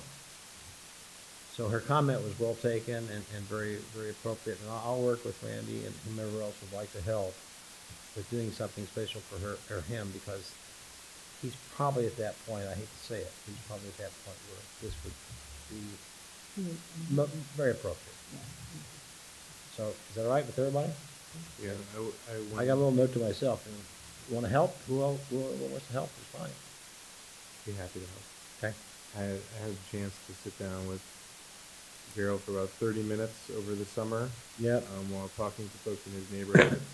And I agree with your comments, but I will say that he is still just as passionate about the town as he there's no was question 30 about years it. ago. That hasn't changed a whole lot. He was eager to advise and tell stories, and it was a pleasure sitting down with him. That's good. Anybody else want to play on the kind of a subcommittee? I would love to if you have a class. I like to plan parties. I'd be happy to help. Let me set it up. Okay, that'd be Okay? good. Deal. Anybody else? Do you want to talk about the landfill committee structure? I know Councilman Billington wanted something a little more concrete to discuss before we made any final decisions. I think that was a good idea. Councilwoman Kelly and I gave some thoughts. I think our desired outcomes and actions were pretty much in line, very similar to say the least. The makeup of the committee, I think, is probably the biggest thing to discuss. Who we want on it, and then I guess accountability to the rest of the council. How often do we want reports? What type of communications do we want moving forward? Was this the topic we were going to discuss at the retreat too? Do you remember? No. It's not specifically on your agenda, but of course you can, if there's something that council wishes to discuss, it, you certainly could. I think it's important enough that we can do that too, but that's just me. You do have some time toward the end of the day on Saturday that's a little bit more free time. Right. To catch up on things or for something else that's running over, so that would be an opportunity. I guess all I'm saying is I think this is a really important issue, and rather than try to run it through tonight, certainly we can have some discussion, but maybe get some kind of a consensus at the retreat on what we want to do as a group. But you tell me what you want to do. We just want to talk about consensus. I think we already kind of had consensus on establishing this. Exactly what The makeup. what it's going to be and what its charter is. And Yeah. I think that may be more appropriate to table to the. Yeah, I'm happy to have that discussion at the retreat to finalize. Is that okay with everybody? Do we have lunch on Saturday? We do. Okay. Caviar. We're gonna fill up. We're gonna fill up the free time. I just want to make sure we have enough sustenance to. If it's not snowing too hard. Okay. I think it's Firehouse Subs. Hopefully it'll be stinky cheese. I mean, I could live off. I could live off the land for a little bit, but yeah, I just want to make sure. I guess that means I won't be doing the pull-up lunch. I was hoping to catch the end of it, but I guess I won't be able to. Anything else right If now? anybody has any thoughts between now and Saturday, bring them with you. as far as Yeah, we that, did the that. accountability portion and the makeup of it. The other question I had was we had some discussion at the workshop about the simple recycling presentation, wondering if we had any plans on getting them to come present to the council on the textile curbside recycling. Yeah, so at this point, we don't have them scheduled per se, but there has been a little bit of conversation around it. And I'd love to have just a little bit of conversation with council a little bit about that as well and fine tune it. But we're working on that. So, right there on the top of the radar. Interesting email exchange in the last couple of days between myself and the lead for that program, and I'm continuing to be concerned about, basically the integration or lack thereof with some of the other local nonprofits. Something that I brought up, when we talked about that, and just I know they're talking about trying to advertise and make communications available and tell people how they do that. But my concern, like a lot of things, is a lot of us, and it's just based on being busy, people will divert to the path of least resistance, and the path of least resistance might be just leaving that out on the curb rather than taking it to some of the other, whether it's Goodwill, some of the other thrift shops, charity-based, that actually help some of those folks that are in need. And instead of that stuff going straight to the landfill, that's what I was trying to make sure there's some integration so that things just don't make their way to the landfill or to a recycling. Yeah, your point is well taken. I think this would be a good question to ask of the representative when they're here. I think the main goal of this program is not to divert away from Goodwill and other charities, but to divert away from the trash. Absolutely. I think I don't know. They probably can speak to that on other municipalities that it's already been integrated into and the effect it's had there. But yeah, I think that's a good point to bring up to the representative when They did. I can pass on some of those emails that Yeah, that'd be great. they pushed back to me to answer some of those questions, because some of the folks in Orange County and Chatham County had some of the same similar questions that I did about how to manage that program and what it would look like. So, Did their responses go out to include, because I know some of those other charities don't all keep everything and actually throw a lot of it away. Did they go that far or not? No, They they didn't. didn't Okay. go that far. Yeah, some of their solutions, I'll share these. Okay, great. Did have a couple other quick things. One, I would like to say thanks to the planning department for changing up the development plan, putting the 50,000-foot overview, putting the pictures to help orient us to where some of these developments are. I think that's a welcome change, at least for me. I know it is. So thank you.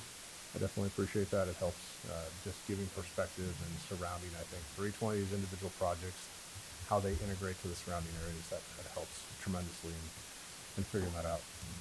Would like to say, don't forget, none of us are up for election, but there is an election coming up, so early voting has already started. So, just make sure people know they can get out there and vote, because the primary season is upon us. So use your voice and use your feet to get out there and vote. And I did spend about 2 hours this morning with Mr. Robertson out at the landfill, and some reasonable updates on that. So I can potentially share some more of those, because 2 hours of discussion. I got a lot of notes from today. It sounds like the foam system is going to disappear, or they're not going to use that anymore. Posi shells coming back for now. Yeah. They do have a new program that they're working with. It's called Enviro Suites. So I did ask him how they might be able to push that out on the web. What it basically shows is, based on the weather, the atmospherics, wind, humidity, all those type of things, where the odor may persist for upcoming forecasts. It has a forecasting capability. So it might be interesting for folks to see where, that odor is going to go and be pervasive. And help them identify some of those things. So it was good to hear. And for those people that have been talking about air quality, they're planning on putting in an air quality test sometime, hopefully by this summer is what they're trying to budget it for, if not within this next fiscal year. So those are all positive things to hear from them. As far as they're trying to continue to listen to what our concerns are and trying to make some changes from the Wake County management perspective of the landfill. Okay. Anything else? By the way, if you haven't voted early and you still want to, Hunt Center, that's a piece of cake going there and voting. They're very nice. They're very cordial, are good volunteers. And if you are a Republican, that's fine. If you're a Democrat, that's fine. If you're Libertarian, that's fine. But if you happen to be, like some of us, unaffiliated, then you gotta pick one of those three. I thought you could have an unaffiliated ballot this year, but we didn't make it. So you either become a Republican, Democrat, or a Libertarian when you vote this time. So just so you know. Anyway, now, item number 12, manager's report. Thank you, Mayor, and members of the council. Just two quick items. The first one, just to share, I think just recently the Holly Springs Chamber came out with a notification that their Springs Fest event is going to be April 25th from 10 to 4 p.m. They're here on Main Street, in front of Town Hall. And so I just want to make sure that you and the public are aware of that. More information that will come from the chamber on that particular event. The second item, I'm looking forward to seeing everyone at the retreat here starting on Friday. And we were going to have your packet out to you tonight. We're running just a little bit behind. You'll have that tomorrow. So either by the time you finish your work or you get home from work, you'll have a great packet to review for the retreat on Friday and Saturday. But we'll have that to you tomorrow. Very much looking forward to that. And again, it's going to be electronic. So we'll be looking for that. And, we're excited about that and look forward to seeing you on Friday. What time are we starting with that? Remind me. There'll be a breakfast available from 7:30 to 8:30, and then kicking things off at 8:45. 8:45. Yeah. I like it. That's it? That's it. Thank you. Do you want to make the motion? If the council will indulge us the opportunity this evening, I think we're ready to go. Sure, I do want to also update you on a litigation matter. So I think motion for going to litigation, going to discuss litigation of Colony Insurance and JADIP versus the town of Holly Springs and Comtran pursuant to 142.318.11A3, and then to discuss the quality and performance of a public employee, the town attorney pursuant to A6 of that subsection. So moved, Counselor. All in favor? Aye. Opposed? Thank you all.